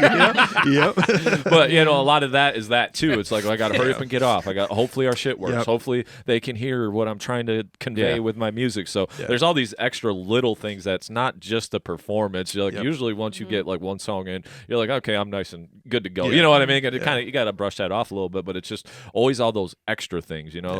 When we talk to a lot of bands, even if I played with their band or something, it's like I don't really have a connection with that person just because you know how it goes at a show. You don't have time. I don't have time to sit here and talk to Stuart in this full conversation and know about him as a person or his drums or whatever we talk about, because you're just in this weird mindset where it's like, I gotta play, I gotta, you know, think about my show or whatever. You might come up and be like, hey man, my name is whatever and whatever. 2 seconds later, I already forgot because I'm worried about getting my shit out of the way or on stage. You know, so it's just like a show isn't a real conducive place to like know people or have a conversation just because the environment is like that, you know. And you're moving your equipment, and then after the gig, then you're moving your equipment out of the venue. You gotta buzz, you gotta break the stage down real quick so the next band can get up there, and so it's you gotta have that warm up time before you go on. You know, you gotta spend a little bit of time. Somebody got to. I mean, I know. Do you warm up? No, I don't really. I don't either. I know Rob does. Depending. That might have to change. Rob does. I know David goes through the set before he leaves the house. David goes I did through that it, too. and then Rob will go. He always says he just kind of warms up a little bit. He'll pick something to work on, and then just I'm gonna play this. The most warm up I'll do is like I'll drink water or something behind if it's available. But other than that, I like a beer and a water. That's warm up. My hands will cramp up. I was gonna say I try to do both. I try to practice set before I go, and then I try to warm up a little bit beforehand just to kind of you know, get loose a little bit. But I suppose if we ever toured, I would probably. Well, that'd be different. A bit more. Yeah, because it's like you're just waiting all day anyway. Exactly. So, what's you guys' practice schedule look like as far as full band, or especially with people being in multiple bands? You got a set schedule? Sundays, usually Sundays. Around We'll try to 6, do 3 or 7. 4 before a show. Usually, like kind of leading up to it. In between shows, if we don't have anything booked, we don't really rehearse too much. We just kind of focus on writing, demoing, stuff like that. Or just chilling. But just chilling. Yeah. We do, as a band, we take it seriously. And when we first started the band, when we all got together, there was about 6 months before we even wrote music where we just got together and hung out. Okay. Yeah. Made sure the And vibes we made sure that were was a good. The vibe priority. was good. And so we try to cultivate the vibe still. Yep. You know, like every once in a while we'll do something and we will not do music. Okay. Yeah. You know, maybe listen to music or whatever. Sure. Yeah. Talk about and maybe we music or talk whatever. maybe about some stuff, but like we do not play anything. We don't write anything. Like we're gonna play video games or we're gonna go bowl. Or It's go out for very some easy beers, to like, get into like the let's do music like every time you see each other, and It becomes after work. a while it just it feels like work, and it's just people get a little like, I don't know, on edge because everyone's just trying to be creative, and we really prioritize like hanging out, like either after rehearsal or just hanging out in general. Like, hey guys, let's go here tonight and just hang out. Yeah. Because that's what makes the music good, honestly. It's our chemistry. And sometimes it's not even like the whole band. Sometimes it's just like 2 or 3 of us. It just depends whoever's available. Like, right. Yeah. Well, that's good though. I mean, that gives you good, bonding time. Gives you good time to not just always have to think about music. I don't know how that works, but I feel like that's how our practices went off with Infinite. We'd show up, we'd socialize for 20, 30 minutes while we set up, we'd carpool together. So there's a lot of laughs involved. There's a lot of hanging out going on, and then you like, all right, let's nail down the set, and then again after the set's done, hanging out, joking around. Just half of the time was almost spent like socializing. Yeah. I think you want to be in a band with friends and not business partners. Yes, to us that's the most important thing. The music happens because we're all creative, but we're friends first. We care about each other. We said this since day one. Like, we get this as like a business technically, but we're friends. Like, this is what's important to us. And it's like when we first got together, the very first meeting we had, it was like we went down, we're like, this is what's acceptable, this is not what's acceptable. Nice. You set the guideline first. Expectations. If there's a disagreement, we handle it like adults. We're not fighting, we're not swearing at each other. Like, there's a disagreement, we talk it out, figure it out. And sometimes we'll have disagreements over certain things, and then we just figure it out. Like, we're adults. At the end of the day, what's most important is the relationship that you respect have for each other. and trust in each other too. Yeah, there might come a point where we're not able to play. Like, what if someone has like a medical issue or something? Well, at least you still have the friendship. Like, you still have that. So Nick and I, we've talked about this before too. We actually just talked about it on the other episode because the show that I played the other night or whatever, it was just like all of our friends were there. We're friends with all the other guys in the other bands, well, besides the one, but like we've just built a good friendship over that. So like it's the bond you create through music, even the bands that we get to have come speak to us on the show, it's like we create this bond. Like, the music is the conduit for us to like be able to build on that relationship because we already got a good foundation where we're kind of understand each other, because musicians don't really, or non-musicians don't really understand a musician. It's like they can just say, oh, I listen to everything, or I like that song, and you're just like, scoff, what the fuck you mean by that? And they're like, I do listen to everything. I listen to some jazz, some fucking black metal, whatever. They're just like, I listen to everything whatever is put in front of me. But when you're an actual musician, you're like, I have these specific things that I listen to that might be everything. It might be the craziest shit, but you always kind of understand that a little bit more. Just the work and time you put into your instrument, the dedication to be in a band with 4 or 5 other people or whatever it may be. Like that there's a lot more that goes into it than just, those guys play in a band in their basement or their garage. It's just so much more. Well, the thing about being in a band, like, and understanding other musicians is, we get to meet people from across the state today, and you're every time you gig, that's an opportunity that you have to meet somebody from another city who you don't know. Whereas anybody else, non-musician, they're kind of like stuck in their town, stuck at their job, and they just have that same circle back and forth Monday through Friday at work, and then whoever's in their daily lives outside of that. But when you're a musician, new venue, new promoter, new everybody, like new faces all the time, new fans, new city, everything's new all the time. It just kind of keeps you young. It kind of keeps you, vitalized, revitalized every time you play. Like, I think that's one of the biggest things to take away from being a musician and being in a band is you get to constantly meet new people and build more friendships, more relationships, bigger networking. Networking, I don't like to use. It almost sounds too business-like, but it's a good thing. It's what it is. What it is. I mean, you guys you just never know when you're going to be on a show with someone. But you just had a perfect example of it. That guy that you met at the show, right? That ran sound for you. He's the one that came and saved your ass to set your new stuff up. So if you didn't talk to him that night, you would still be there pushing that button. Like, what the fuck is going on? We wouldn't have Not used saying it. You wouldn't have figured it out, but I'm just using that for an example. We don't wouldn't know have even what used it on the gig. We would have just used our old method. Yeah. I do want to say this before we move on to something else, though. I did like what you said earlier about, well, we're just ready to play without it if we had to. So that is a good thing to know, that you can just rip that shit out, or it's not working. We're just going to go after it today, but we know we can still play our songs without that. I think that's very important because I've seen instances where like, I can't hear the guitar and the click tracks. We stop the whole song altogether. We can't play the song because the laptop ain't working right. And to me, I'm just kind of confused because I'm like, you should still be able to jam because it's all about jamming. You know what I mean? It's like at the end of the day, it's like, let's fucking jam. You know? know, like, so I get all the technicality, keeping it tight on the click.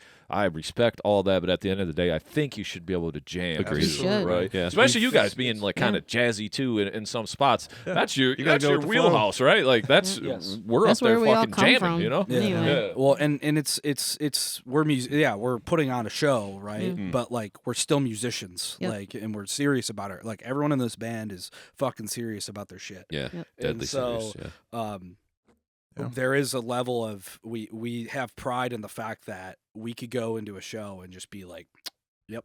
Type it. Yep. We're ready. We've played a Yeah. few shows with some bands who have had in-ear rigs not work and spent an Oh, hour and yeah. a half But their before whole set their time. whole set time not been able to play. And then they don't play. Yeah, And they're if like you, really if you worried can't about say it. in 5 minutes, okay, scrap it, let's just run Yeah. it dry, Yeah. then you Yep. got to reevaluate, I Yeah. think. That's where we all come from. We're all experienced without any extra little gadgets. Yeah. Like, we know It's how, all we know just how to do our extra thing. help. It's not a crutch. Yep, Mhm. exactly. Yeah. And Yeah. I just want to reiterate that's important that It you is. can do both. You know, you can get all the fancy bells and whistles, but if you can't do what you're there to do at the beginning, Yeah. just fucking play some music. Yep. Like you got an issue. Priorities are in the wrong place. You should, Yes. you should be able to make your point without those things. You might have a personal Exactly. expectation of going Correct. on with all of that stuff. It would sound better if I had the extra filler stuff that rounds out the whole sound. But if you can't just go on and bang out 5-6 songs in 30 minutes, then maybe step back and reevaluate. Exactly. Like, how can we make sure that we always perform when our time is up? Like, let's like you're on. Let's go. It's Yeah. either with or without, but it Yeah. has to be we're on. Yep. And it's kind of like a Broadway musical. Like every Broadway musical, they use click tracks. Like it's how they work nowadays. But you know damn well that any one of those people on that Broadway thing, if their click didn't work, they'd still be able to figure it out. Yep. Yeah, for Mhm. sure. So it's the same. It's the same kind of thing. And you kind of have that thing where you were talking about the Ronnie Radke thing where they canceled or whatever. But as you were saying, Sam, like, I mean, they have that MIDI is all their lights. Yep. It's all of the Yep. pyro. Patch changes, It's all you of know. this stuff. And they're on a whole different stage yeah. of where we're not even thinking Thousands about of jamming. people. Like, Yeah. they're all capable, especially like Luke Holland, their drummer. Oh, you know? yeah. Like, Yeah. he's a He's fucking a bad beast. boy. Like, Yeah. Yeah, he he could is. play anything he wants to with his eyes fucking closed with both hands behind his back and it'd still be sweet, you know? But when it comes to that, then you're talking about production. Yeah, that's and, different. Like you're Yeah. talking about You're not giving people all their this money's money, worth. time, and Yep. you know, effort into that. So I can see that situation. But Yeah. I just think like, hey man, you guys are playing a A, B, and C gig Yeah. with three bands, and we're all homies and stuff. It's like let's fucking jam, Let's dude. just Like Yep. you got to get be it. able to do it. And you there is a level to. I mean, like we've talked about like automating our guitar patches through it and everything. And maybe that'll happen, maybe it won't. Like we don't know, but it would still be nice to, even if we Yeah. didn't. Like we like like for example, we love having cabs on stage. Yeah, those can be I'm my not even next a, question, I'm not even so. a guitar player, and I love the cabs on Yeah. stage. Yeah, you no get that quiet sound. stage Yeah. allowed. Yeah. Yeah, no quiet stages around No. here. Yeah. Like we like that loud It's- sound when the people, the first couple rows, we want them to, feel that Yeah. guitar and bass Yep. tone, Yep. and it also helps with that kind of thing because if your laptop goes down, well, you can still play the show Yep. because we're still changing our patches manually. It's also the Right, so- capability of the venue. Yeah. Especially as you're Yep. going, because you're not playing these big venues where we know that the sound guy has all this shit patched in right or whatever. Like Yeah. you're playing at Mulligan's or something, you're like, hey, can you plug this in? And then you don't have no stage volume, and they have to hear your guitar, vocals, bass, everything out of the out of the speakers, and the Yeah. speakers can't handle it. You're like, well, this fucks our whole show because we Yeah. literally have the worst sound. It sounds great for us, so I wish you could hear what we're hearing, but maybe sounds minus the good. click. But other than that, Give people the click too. yeah, just Here it is. Oh shit! You get the right pan. I mean, All of a sudden, everyone's moving at the show. Like, wow, wow, okay, this there it isn't is. 4/4. Okay. You're like that drummer is fucking right on, man. God damn. Why is he always behind a little? Right. But yeah, you get what I'm saying. Like that has a lot to do with it too, because as I hate to say local because it just always sounds like it's less than, but no one is ever less than. It doesn't matter, but.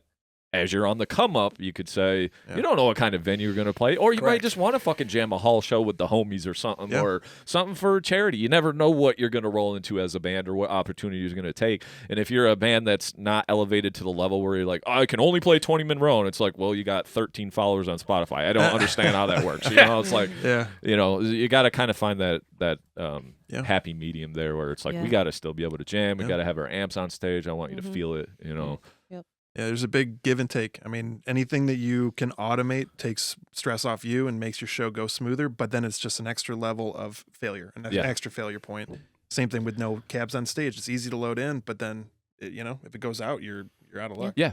You can't do that whole I can just unplug and jam thing, Yeah, because laptop's dead. Set's over. Sorry. It's not going to work.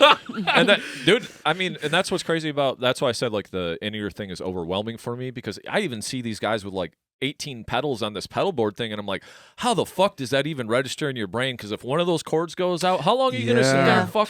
Do you know it's going to be the cord between the compressor and the EQ and the delay or whatever? That shit makes me, that shit drives me crazy too. And I'm like, I don't play that kind of music. I mean, it would be fun, but I just don't understand that either. Because even one of those chords fucks up. You're like, well, my whole sound's fucked, and we're not using any of these effects on these parts anyway because I don't know what's going out, So it's just always, I guess you could be a little more positive and have faith that it's going to work, but I played enough shows to know. Shit happens. It'll work perfect in practice, but until you get that shit on stage, you're like, what the fuck? Why is my cord not working? It worked fine yesterday or whatever it may be, Been there. Yeah. So, let's talk a little bit about some shows. You guys, it was kind of funny because we did a reaction episode before you guys came in, and we reacted to this band called The Eighth Passenger. Oh, yeah. The homies. Yeah. And I was kind of like, man, these guys might fit really good along Annex Void. I said that on the episode. Yeah. And I seen that you guys played a show with them with like, it was Heartsick Show or something. Yeah. And I thought that was pretty cool. But super nice dudes. Yeah. Tell me a little bit about some shows that you've recently played and, maybe some interesting stories or events that happen around them. Well, I got one. Sure. My favorite one was the Leprous show. That's because that was crazy. Not crazy because it was crazy because it was Leprous, but it was crazy because most of the bands they're supposed to play dropped out, and we ended up being direct support for Leprous, so that was kind of cool. I think like one band there, they dropped out because was it Monuments? Their drummer, Monuments John dropped Brown going has on. like some sort of nerve issue. Oh neck Brown. or something. Brown has some going on with his neck or Is that the same thing as the guy from Motley Crue, the spinal believe ankle? so. Yeah. Yes. Yeah, and they might never be able to play live again. Like that was kind of what they were saying. So Monuments was saying that.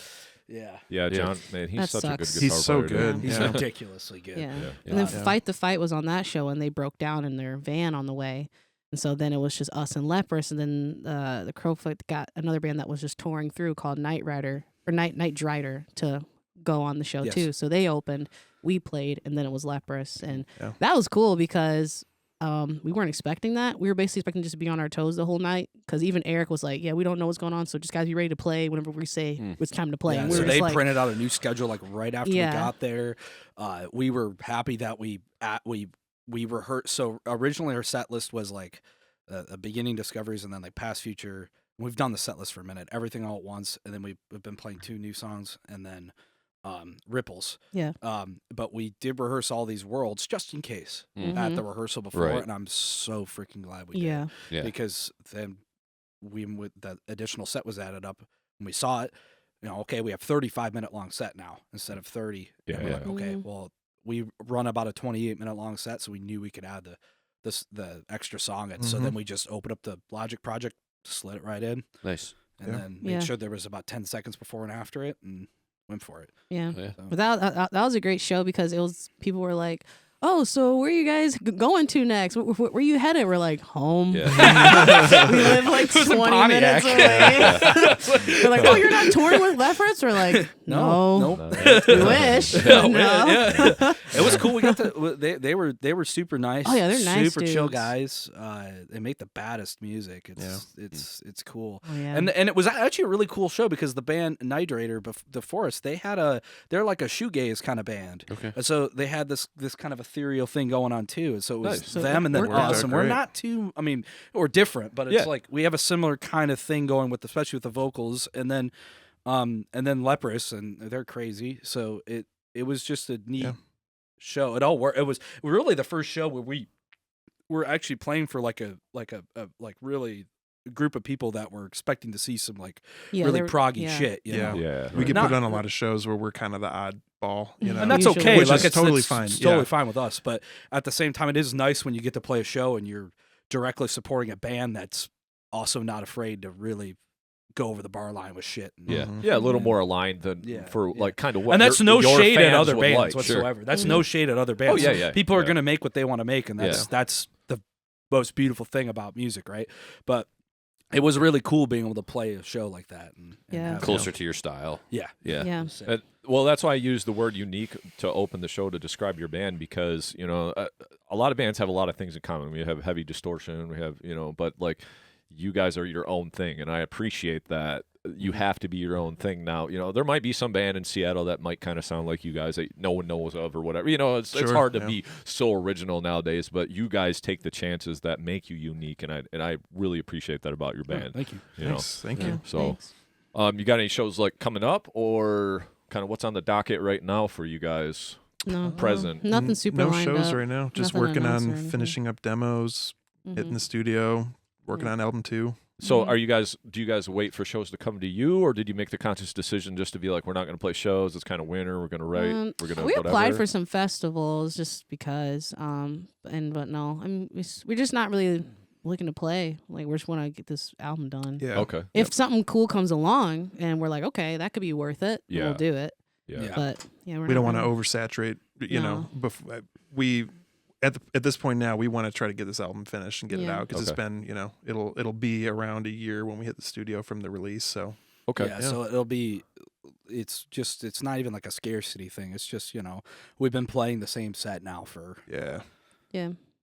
I don't know 5 or 6 shows. yeah. Yeah. And Time we to want mix to, it up. but if people are coming out to see you play, you want to be able to give them something new. And if you constantly play the same set, people, people get bored of that at some point. And it's just fun. the reality of the situation. But it's like the best way to get new fans is making music to put out there to draw people in. Shows are cool to meet new people and maybe new fans, but really you're going to get that when you make new music and people find you. Yes. So that's kind of what's more of precedent in playing shows. Yeah, at least right now. Like there was this fall, like August into September, and really October, we played like 5 shows in a pretty quick, almost probably a little too close together. But like there was one weekend where we played like there was just one day between 2 shows, which was actually really great because we definitely were in shape. And then there was like a week and a half break, and then we did the Leprous show. So we kind of had some nice. We had a really. I think we only had 1 rehearsal also after those 2 close shows, and then the Leprous show.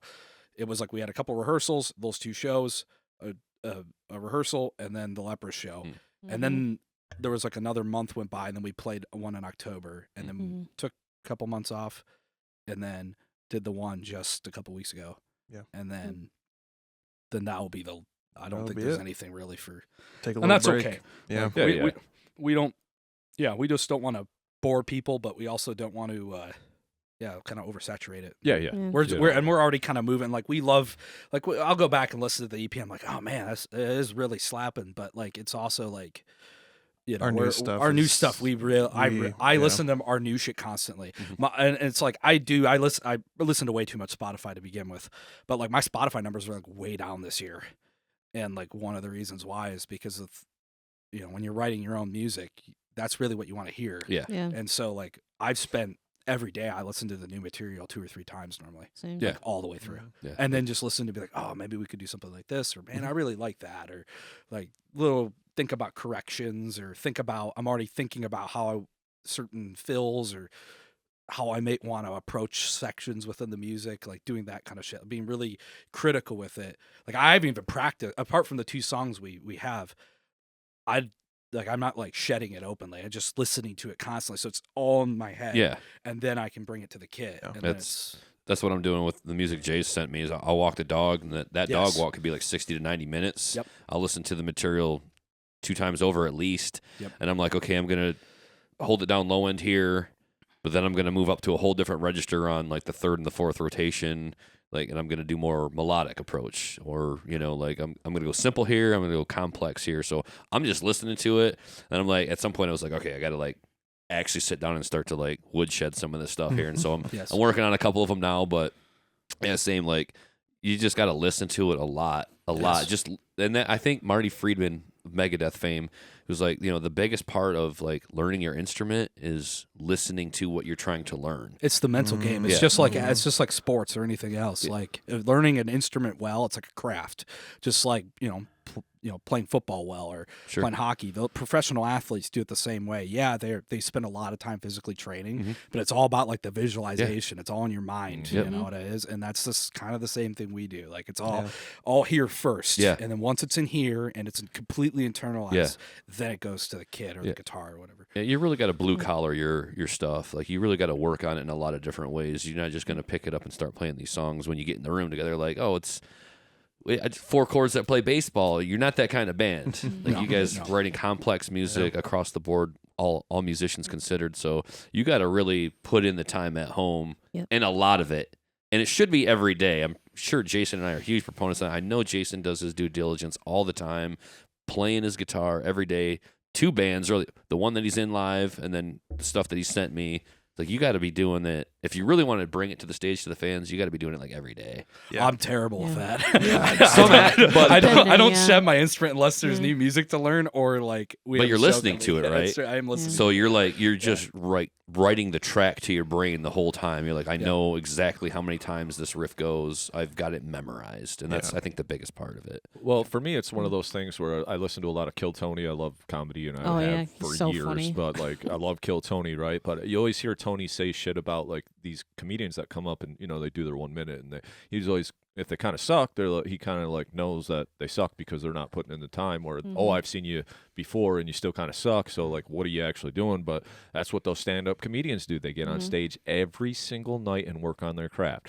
Michael Jordan won a championship. He was in the gym at 6 a.m. the next day putting up shots. Why? Because he's a fucking champion, and that's what champions do. You do it even when you don't want to do it, and that's how you become good. You can take it as serious as you want, but that's inspired me to like get back on my game to jam every day because I'm like, if I want, I may not be the dude that's touring the world. I got a family. I got shit going on. It's not going to be, I just want to be as good as I can be to know that I push myself to become that good. Yeah. But if you want to be a professional, that I take that from like Tony Hinchcliffe. He's like, I do it every day for hours and hours and hours, like every single night I'm on stage. That's how you get good is put them hours in, you know, so. Who do you think is the most extensive practicer in this band? It's not me. It used to be David. I mean, David probably put his Rob 10,000 now. I feel like Rob does a lot of practicing. David used to practice for like 9 hours a day, especially when we first started dating. I'd be like, "Do you want me to just go home?" He'd be like, "Hold on 1 second." Yeah. So David, if Yeah, there's he anyone would- who's putting their 10,000 hours in the band, it's Dude. David. It's David. Yeah. Nice. I put it in when I'm pretty sure everyone in the band started kind of young, but like when I was younger, I used to practice all the time, like 6, 7, 8 hours a day, and even up into college, like the first couple years I was at music school, playing like quite a lot. Yeah. But like I got burnt out personally for music, like that the whole environment of it and everything. Yeah. Like, it's like a real thing. Yeah, when it's all Yeah. regimen like Yeah. that, like you Yeah. can make your own, be disciplined on your Correct. own. Like I need to practice, but when they're like, yeah, you're great and you're depends on this and you have to Yes. be here at this time, like that's when Takes like the what you fun were out of saying it. earlier where it almost becomes like a job. Yeah. That's when shit starts to get a little weird where it's Yeah. like, Yes. You end up hating it. Yeah, we're gonna have to do It's stuff we like- don't want to do, but you're gonna try to prevent that as long Yeah. as you possibly can without having to make it more than what it is. So for me, like for the EP, like when I was learning the songs, just 1 hour a day after work. Like if when it is, Yeah. that's it. Yeah. So tell me a little bit about this new album or this new music that you guys are working on. You got 2 songs you're playing live, you said, and then you got a bunch of ideas, you said, right? So how is this coming together? What does that look like, I guess? Well, we got 9 like solidified demoed out songs that we're pretty sure are gonna all be there. We're gonna add in some more kind of ambient sort of tracks like Will I Dream and Beginnings Discoveries. But they're all over the place, honestly. They're, elements from the EP, but then there's things we haven't done yet, Nice. totally different sonic directions. Yeah, it's a lot of cool stuff in there. The focus really is on songwriting. Yeah. I think the difference between the two is this album is very like ambient in the way that it kind of grows and moves slowly and takes there's not a lot of sharp turns really on it. Okay. The newer stuff is it's almost savage. Yeah, it's like the way it's a lot very of fast, a lot of really heavy stuff. Okay. Yeah. like very deliberate. very you're saying. direct. Mhm. Okay. Yeah, I We don't really want to found say our heavier. voice, I think. I Definitely would agree. direct, like Yeah. every element. I don't want to of say it. heavier because I think that I don't think there's any riff on this new stuff that's heavier than anything that we already have. Right. But it's Yeah. more direct. It's in your face with Yep. it. Mhm. There's not so maybe it is heavier. I don't know. I don't want to say that because But it's a full length though.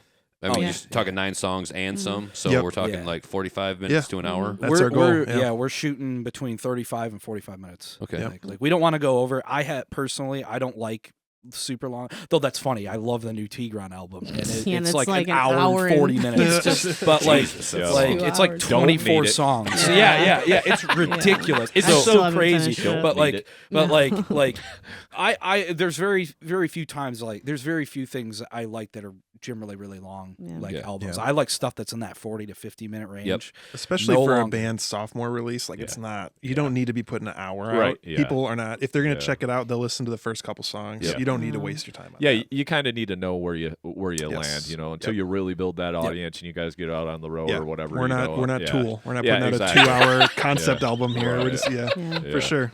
And I feel like with this new record, from my standpoint as like vocalist writing lyrics, like it's a bit different because I've written lyrics over the past time we've been working on it, and I've been through like different things within that time frame. So a lot of the songs have a theme with the wording in the lyrics versus that EP that came out. So yeah, it's cathartic for me, this one.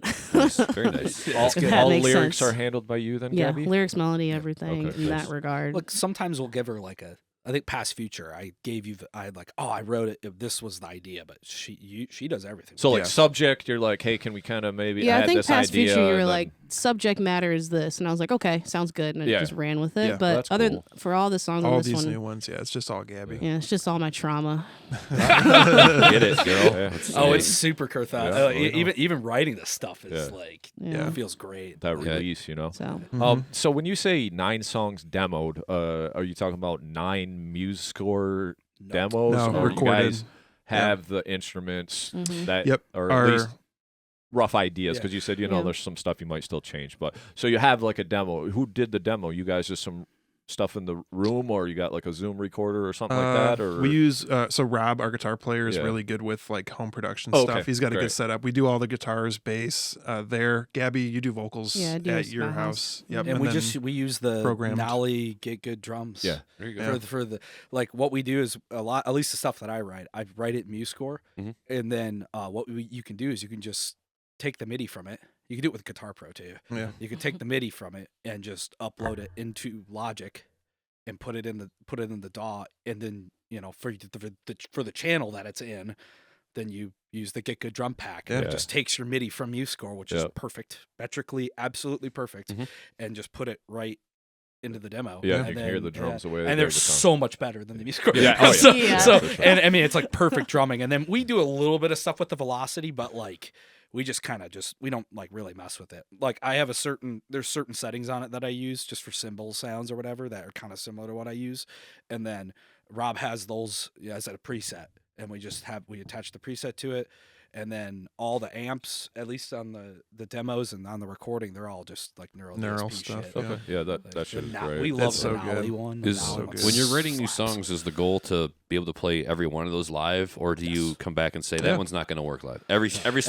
every yeah. single every one. song. Every single one Yeah. needs to be playable. Okay. Yes. Yeah. Yeah. All right, We yeah. do not want to be one of those bands that doesn't bring, and it's not a shot, like, because we know there's bands that write stuff and they just don't ever do it live. Yeah. This will be harder to do, I think, as we release more music. They'll be harder to make sure everything fits. That's the fun you know, part. that's Yeah. is the fun Well- part. But like we want to make sure like when I'm writing something, I think to myself, do I want to learn this? And then B, is this even playable? Yeah, That's sure. always Yeah. the. I'm a huge proponent of playing only all the new material. So if you missed us when we were doing the EP, sorry, sad face, we're not doing that material anymore. Like I get that you like it, you get to go home and listen to it, but where we're at now, that's what we're doing. So I'm like, if I'm going to see y'all live, I just want to hear what you're doing now. What are you about now? Like Are we still living in the past a little bit? I mean, it's just 2024. I get it wasn't that long ago. Sure, yeah. But if you guys drop a new album, I'm like, I want everything on that stage to be about that new album. I want the way that you look, if that's a thing, if that's a thought, like, do we dress with a color coordinated scheme, or, you know, any kind of choreography on the stage during this part, swap sides, you know, guitarists move, you know, all of that. I want it to be about the new album. Every single thing about it. If it's a 45-minute piece, I'm fighting for a 45-minute set time. How much of that can I squeeze onto the stage? That's because that's what you're trying to sell. That's what you're trying to do. That's your passion. I want all the set time. I want every single minute you give me. And I know sometimes it's only 20 minutes. You know, it's half of the release. But you use whatever's most effective from it. I mean, if we were to ever play a longer set, maybe just.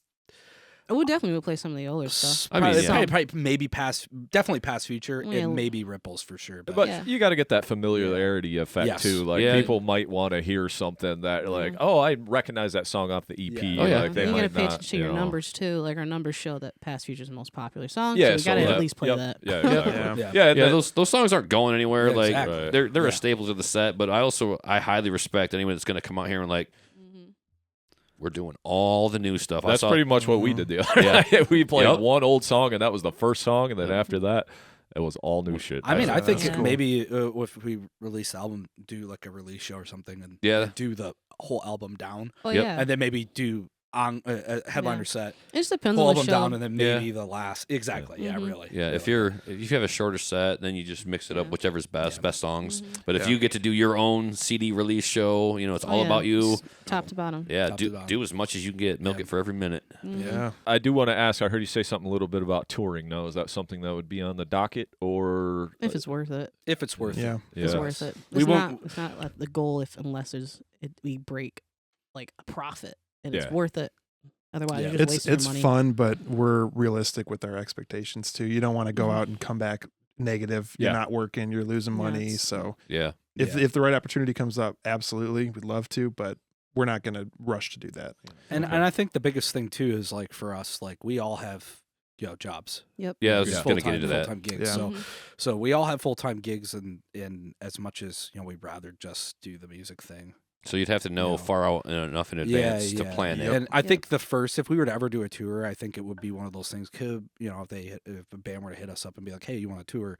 Okay, well we can do this week in this run here. Yeah. But like, that would be something that we would probably look into first. Sure. Yeah. You'd have to have Sam get the spreadsheet out. And No, he would. I would. He really He'd be would. That's cool, bro. It takes about 45 minutes to get from. We would have it down for sure, but it's one of those things for us where like the goal is to tour this project, but realistically, you're looking at what 7 to 10 days that you can afford to take a band out on tour before probably your be doable. jobs call you back and say, hey, we need you to be in here now. Yes. It all depends. It all depends. If this were ever to become super profitable, we would all quit our jobs. Easily. But that was like the precedent we set from day one too, was that this project is not for us to lose money in a regard. Like we're struggling and people are like stressed in their personal life because of this. Like, that was really important. But it's also not for us to buy our second house. It's not exactly. Exactly. We understand. Be realistic about our genre. Yeah. Well, I think that music and being in a band takes enough time and energy. Like the last thing you want it to become is a money pit. Correct. Like you can just have your own money pit, but then you got 4 other people involved and their finances, and you don't want to make it a giant money pit for everybody. So it's like a boat. You know what I mean? Like it's a hole in the water that you throw your money into. Pretty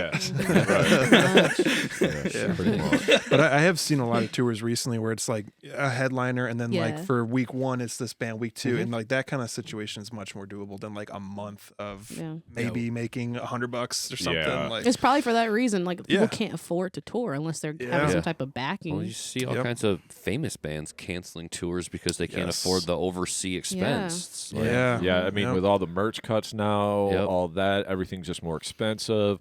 And I feel like I don't want to say the market is flooded, but how many shows get announced every week? And you're like, oh, that's another reason why I wish I was closer to you guys, because you guys get all the fucking good shows, and we get jack shit over here, barely get anything in Grand Rapids. So if we want a show, we got to drive the way you guys did to that show, and all of them got to be in January for some reason. I don't know why. But, I think. Well, I was gonna say actually the two best shows I've seen in the past couple of years were both in Monroe 20 with Meshuggah, and then we got Car Bomb opening for Between the Buried and Me. Oh fuck! The intersection. At that the was a great show. You almost died that night. Freaking slapped. Yeah, how did I? You almost got hit by a car. I did. Yeah, you were happy crossing the crosswalk, and it was still like red, and you're like la da da da da, and this red whatever came by. You're like, stop! We pulled you. So what you're saying? He almost got car bombed then? Yeah, you almost got car bombed. Yeah, they would have hauled if I did gotten hit. They would have hauled me into the show lifeless and like held me up as tribute. Yeah, like this is what happens right here. I was at that Meshuggah show, wasn't it? In Flames. So good. Meshuggah In Flames. and, Yeah. They fucked Whitechapel. up too. It was wild seeing like the world's tightest band fuck up. Well, I think the drummer got ahead of himself on the wrong track. He did. Yeah, And he got started called playing out. ligature marks. We're and then they playing played two boards. songs at once. Yeah, and then they just laughed at him, and they're like, "Oh, whatever." And then they just went back the rest of the show to being perfectly tight. Yeah. It was Well, ridiculous. It So just goes to professional. show that we're all humans and Yeah. mistakes Oh, yeah. happen. You can't beat yourself up. Shit's gonna happen on stage, and Yeah. that's part of that anxiety too. You know, you gotta let that shit go, because you might fuck up. Everybody's like, oh, he fucked up or whatever, and then at the end of the show, no one knows notices. or gives a fuck. Yeah. They're like, okay, you missed one harmonic or one note here or there, whatever. Nobody big Stood deal, up and but- took a bow. but- Yeah, he did. Yeah, he But stood yeah. up, took a bow, and then Yeah. sat down, and then they were just like, Let's go. like, it's like, all right. But Plays bleed perfectly. Yeah, at the end of the that's show. fucking Yeah, awesome, great. man. That's great. Just to So. let you know what you're seeing is real. Yeah. Oh yeah, Yeah. very much so. And not hearing that fucking backing track like we talked Yeah. about, like you're Yeah. not really relying on that. Like you got the click, but like we fuck up because it's the wrong shit you're playing. So Yeah. It happens. but yeah, so touring a possibility if you get the right opportunity to write offer and if it presents itself or Oh, yeah. whatever. But yeah, We're I think open to that's- it, Yeah, but- I think that's cool. I love asking this question, and a lot of times it's the same answer, but I just like to bring this idea back. So we'll start here with you, Stuart, and then just work your way around. What's your favorite part of actually being in Annex Void, or like playing music in general? Like you can kind of put those two questions together into one. Why do you love playing music, and why do you love being in your band? The music part of stuff is just because that's what I do. I don't know. I don't. That's a tough. Well, the second part's easy. What do I like about being in the band? Writing music by far. Oh, okay. The only reason why I still play is to get the written material out. Like that's essentially what it is. But it must make you feel a certain way. Oh yeah. Super. It's. I'm having trouble with word. Cathartic. Yeah, Okay. Yeah, it's super. So that would cathartic be kind of being able like to write. why Yeah. you love playing music then. Okay. But the music thing, just in general, I mean, I guess the other thing that's nice about the band is, you know, I write all the time, but like, and I always think, oh, I could do a solo thing sometime, but then I just get annoyed with it because it's like, it's nice not having to do everything. Yeah. That's what's sick yeah. about it. You Yeah.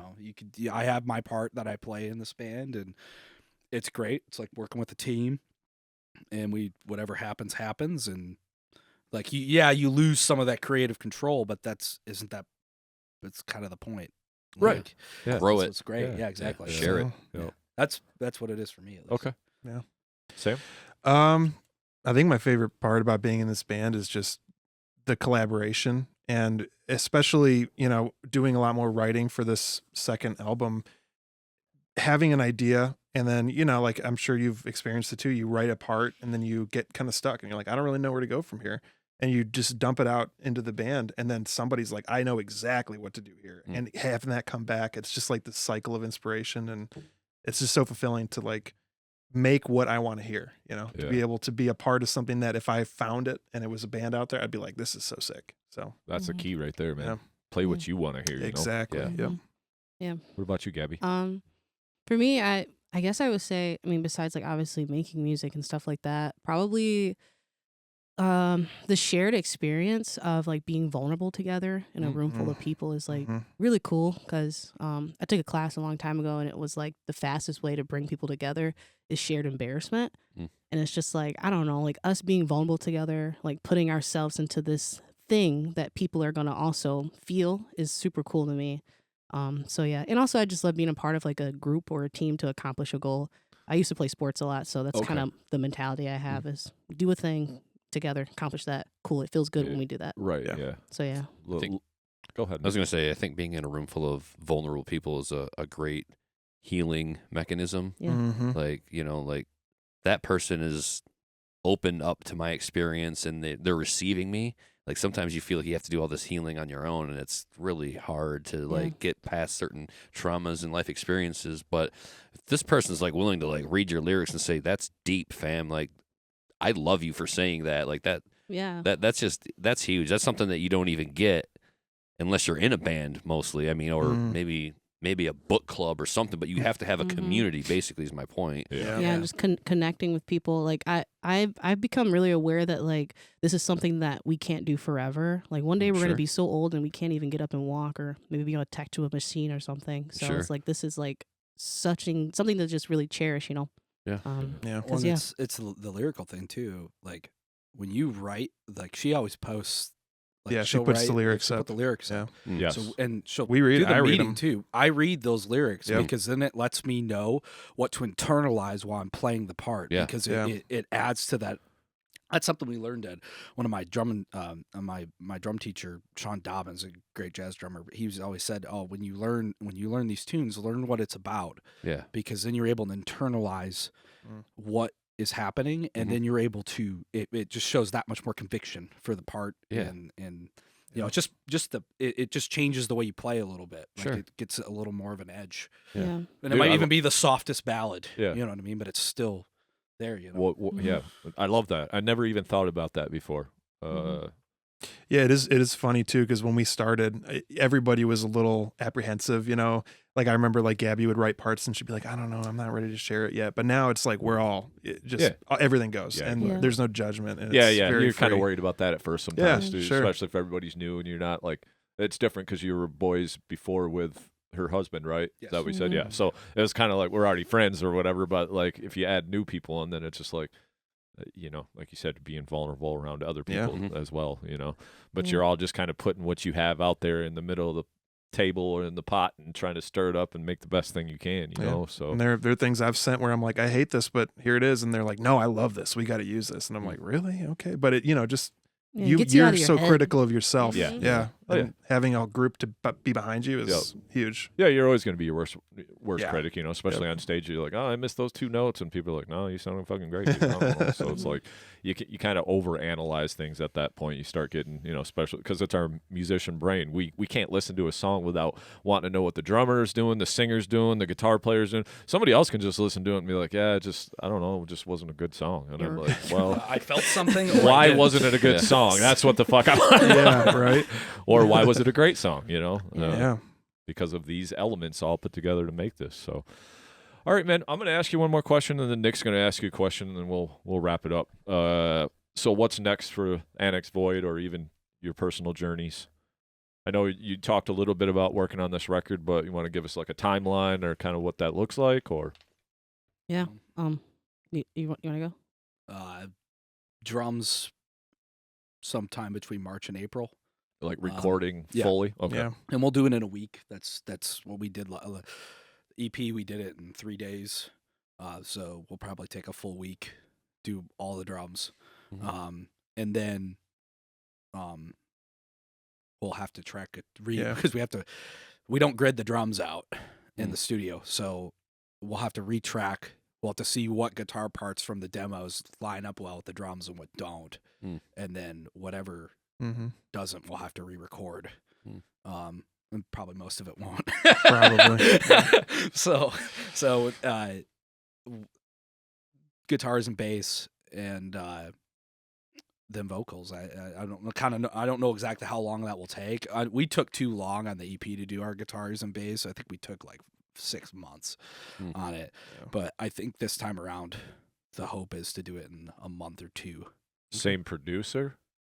Uh, Same people you're working with? Or are you going to do it yourself? we We're don't know still yet. not sure. We got to talk about it. On the first EP, we did all our own like recording for guitars and bass and vocals, and then just had it mixed and mastered by Jonathan from Poltergeist. And yeah, I'm not sure what we're gonna do this time. We'll probably still self-produce guitar and bass and vocals. I think maybe Just goes- vocals in a studio. Just depends. Just go somewhere for the drums. That's kind of where you go. Yeah. A room That's to most record the important. drums. That's smart. With modern technology, man, the guitar stuff you can do at home is on par. That's So, what we're doing right now. Yeah. We just recorded Yeah. 3 songs for drums. We're Yeah. going to do everything else here, and then we're going to send it to Jamie King. To Oh, get it nice. Oh, mastered. yeah. Oh, Yeah. Jamie King's He's awesome. also on our list. Yeah, of he is Yeah. on our list. Hit him up. His prices are great, and he's Yeah. a goddamn professional. Professional as Mhm. comes. Obviously, if you know anything about BT Bam, too. Oh, I mean, yeah. he knows Or what the the fuck he's doing. Yeah, he's worked language with a lot of people. contortionist. Yeah. So that's probably how you know him. So Yeah, that is. I know him a BT Bam fan. Me He too, actually yeah. mastered a couple of our Infinite records back in the day. Just Oh, mastered them. sweet. But Yeah. we're actually going to have him. We're going to actually have him mix and master this. That's these cool. songs. So- That's cool. Nice. Yeah. Sweet. We don't know what we'll have him do if we would have a master or whatnot, but he's definitely on our short list. Yeah. Like, with yeah, I mean, I think that's. I don't think there's really anything else. At least while you guys are doing your tracking stuff, I'll be doing a lot of like marketing planning and seeing who we're going to work with for videos and photos and how we're going to time out releasing things, because that's the age we live in. That's probably the most important part of releasing music, is timing it properly. Yep. Yeah. So Got to have a release plan. Yep. I was just telling Nick on our last episode, we kind of got in the weeds on this about the whole, like, you need to create content Yep. now. I know it Yeah. sucks, but you have to do You it. have It's to. It's the world we live in. Yeah. You got to Yep. have video. You got to have all kinds of stuff. But there's a dude named Damian Keys. I'll send it to you if you're not familiar with him. I'll Sounds send you familiar. the link for his YouTube channel. But he primarily focuses on like bands, release schedules, how to market your is music. that the and guy with the everything. cigar? No. Okay. He's kind of good, like too. he's kind of like a British dude, I guess, or whatever. But like he just, his information is so helpful and plentiful. Yeah. So like resources like that are like Yeah. things you have to use. Especially he just gives so much stuff away for free, and you could definitely Mhm. come out with a badass release plan. That's You know, awesome. just Yep. by what he knows, what works already. You know, but Yep. he goes through everything: Spotify playlisting. You know, just everything you can think of. That's how to really get cool. gigs, how to get on the radio. Like, Mhm. there's a lot of stuff, like what content to make or ideas. Because sometimes you're like, what do I make? Yeah. I have to make content, I know, but how many guitar playthroughs or vocal screams sessions Mhm. can you do? Because you see that shit all the time. It's like, what can Yeah. you do to make it your own and unique?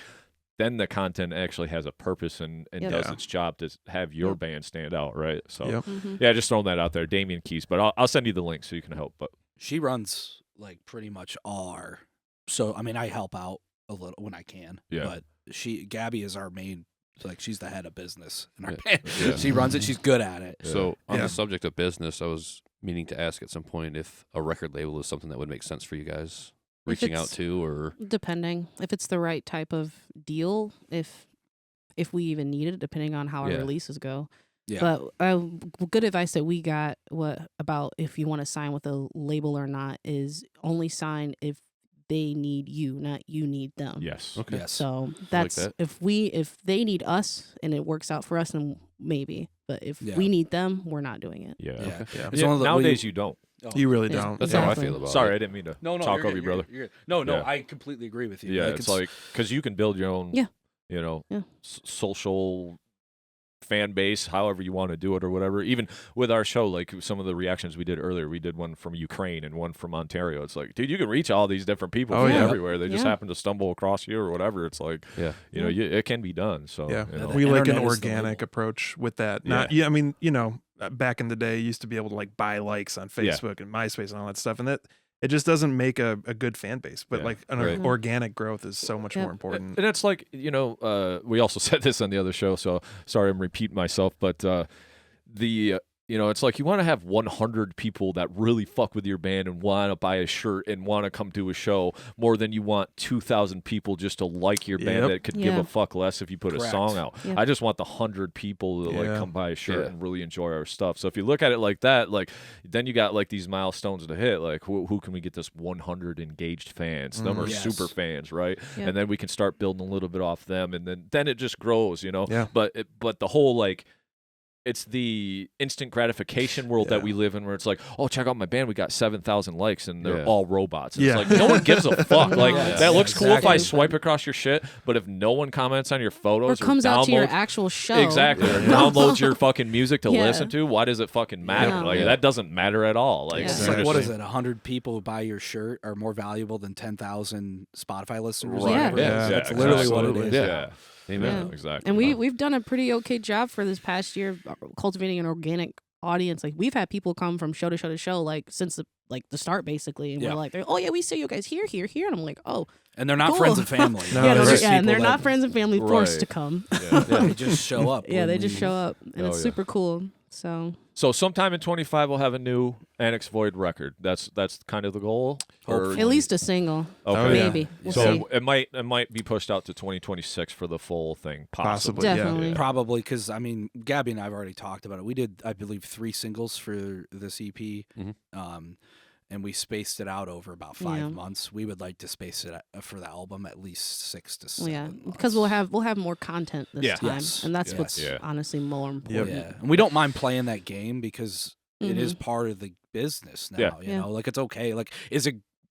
I'm a musician first. I'm not a content creator, and I think everyone here would agree, right? But like at the same time, like, it is part of the advertisement. You don't need a label now. No, you need content. You need content and good ad money. Yeah. You got to know how to run the ads if you really want to, captivate people. And if a label wants to sign us to a quality record deal, we can take that. But they're open. They're open for business. As long as you need them. As long as you need us. That's great advice. I mean, that makes sense because most of the time you're just beholden to whatever hole financially they want to put you in because they gave you a bunch of shirt money and it cost you more in shirt money than you could have just did it yourself. You that's know, like just any business, whatever. Like, what was it? Shark Tank? We were comparing going to a label to Shark Tank. It's like Shark the show. Like, I want 30% equity, blah blah blah. And it's like, well, why would I give you that? Right. Like, those people always come in with like they had done something or shown that they had sold this many units or whatever before they even approached like a shark. So and like the labels too, like, they want you to sign your rights away to your masters. You don't own the shit you created. Well, hold up here. That's my concept. This is my art. It's not yours. I think that's one of the biggest things for me is like the idea of not owning your own music. Like, I'm out. That's an instant deal breaker. Hard pass. Yeah, like, I can't, like, even if it comes to nothing and I never make a dime off of it, that's fine. But you can't have it because it's mine. Yeah, So fuck off. I made it. Yeah, I'm not giving it away. Yeah, like, I mean, if I give it away, I'll still own the rights to it. It's mine, and everybody can listen to it for free. That's fine. Yeah, that's but fine. I'm not giving it to you to make money off of. Correct. Yeah. Why would I do that? Exactly. Because I'm the last one to get paid. Yeah, already. For sure. Before giving it to a record, you're still like the last person. Like, the venue's got to get the money at the door and for the drinks and everything, and then they got to pay the sound guy, and the guy got to pay all their staff, and then you're the last one. Always the last guy. And then if you're with the band, like, we have to split 5 ways. If we make $100, each one of us is getting 20. Yeah, great. Like, could drive home. We're already split. Yeah, exactly.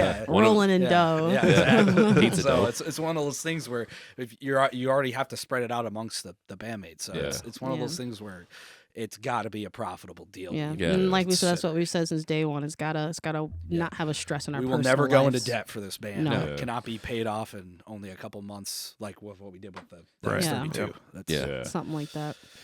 Well, shit, guys. I think Nick's gonna bring us on home with the question he likes to ask at the end of the show. Here, we've gone over almost 2 hours here, and I know you guys got a long drive, so we appreciate that. But if you want to bring us home here, Nick. Yeah. So I'd like to give your fans and our listeners an idea of what you're currently listening to. Every time we have a band on, I'd like to know what's the heavy band. This is a heavy metal show, right? You guys got that? You're a heavy metal band, kind of. All right. So let us know something heavy that you're listening to. Current. It could be old. It doesn't matter. Whatever year it came out doesn't matter.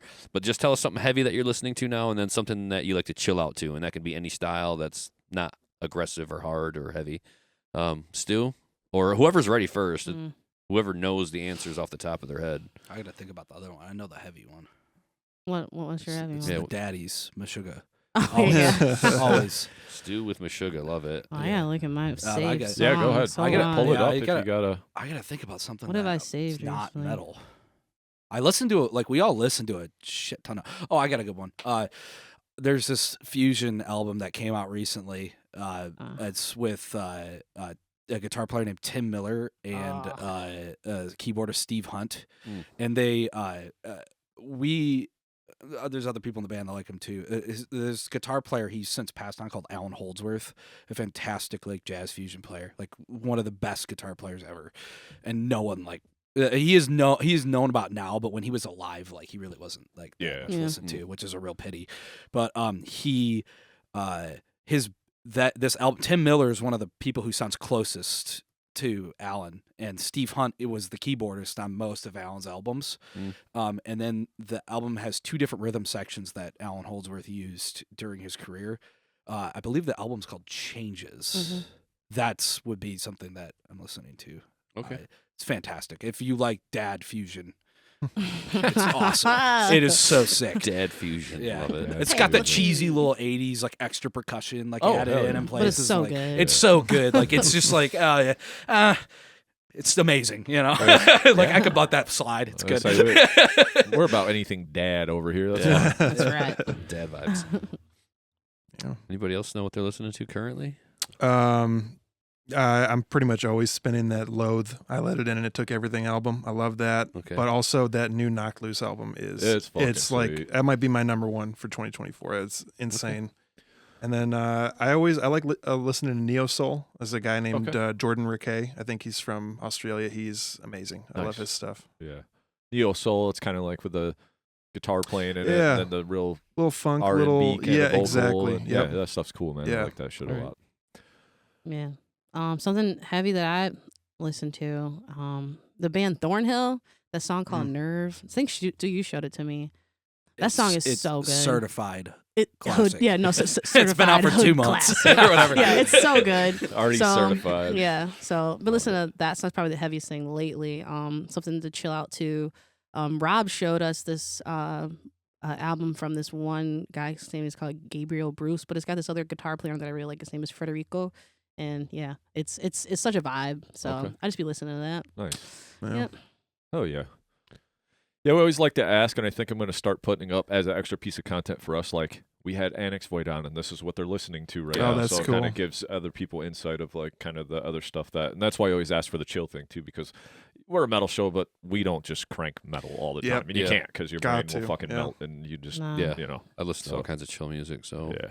Yeah. Me too. So, all right. Hey, is there anything we didn't cover? Anything you guys want to say before we wrap this thing all the way up about Annex Void? Is there anything else that maybe we left out that we didn't cover, or? I'll say thank you guys for Yeah. having us. Yeah, here. thank you. This is a Seriously, blast. Super Oh, cool. yeah. I'm really appreciative for this. It's really cool. Yeah. Well, So, thank you guys for coming out. We appreciate it. You Yeah. guys. It was a long trek or whatever, but Yeah. that's worth it. we got it. Introduced to your music on that show, and it was just one of those things where it's like, I always kind of, if it's a more local band or whatever, I'm always like, yeah, I want to get this band onto the show. You know what I mean? So we have an idea of the bands we got onto the show, but if we just hear your music and we're like, this is really good, you guys kind of go on the list, Yeah. So it's cool Nice. to be able to do both or have bands that we've reacted to their music, don't know anything about you guys. You know what I mean? Yeah. Didn't know anything, never heard one note, and we try to keep it that way. And then when we Yeah. were Yeah. like, we like it, and like, oh, they're also from Michigan. We're like, well, let's try to get these Gotta guys move on. on. That's you know? awesome. That's Yeah. awesome. It's a bummer the show we were going to be on got canceled, Yeah. but I hope and we they're can saying do it something like to soon. get man. rescheduled or something. It's Yeah, like, that's what he oh, was it's- saying. Yeah. So, well, Did We'll it ever see. get rescheduled? no, I don't No. think so. But that just seems to be the Achilles of some bands when you're on tour. That van, Oh, breaking yeah. down, dude, that's a fucking. That's like a bitch. nightmare. That's Yeah. like biggest fear right there. Yeah. Yep. So, That's another thing too. Is when we were talking about the tour thing Touring.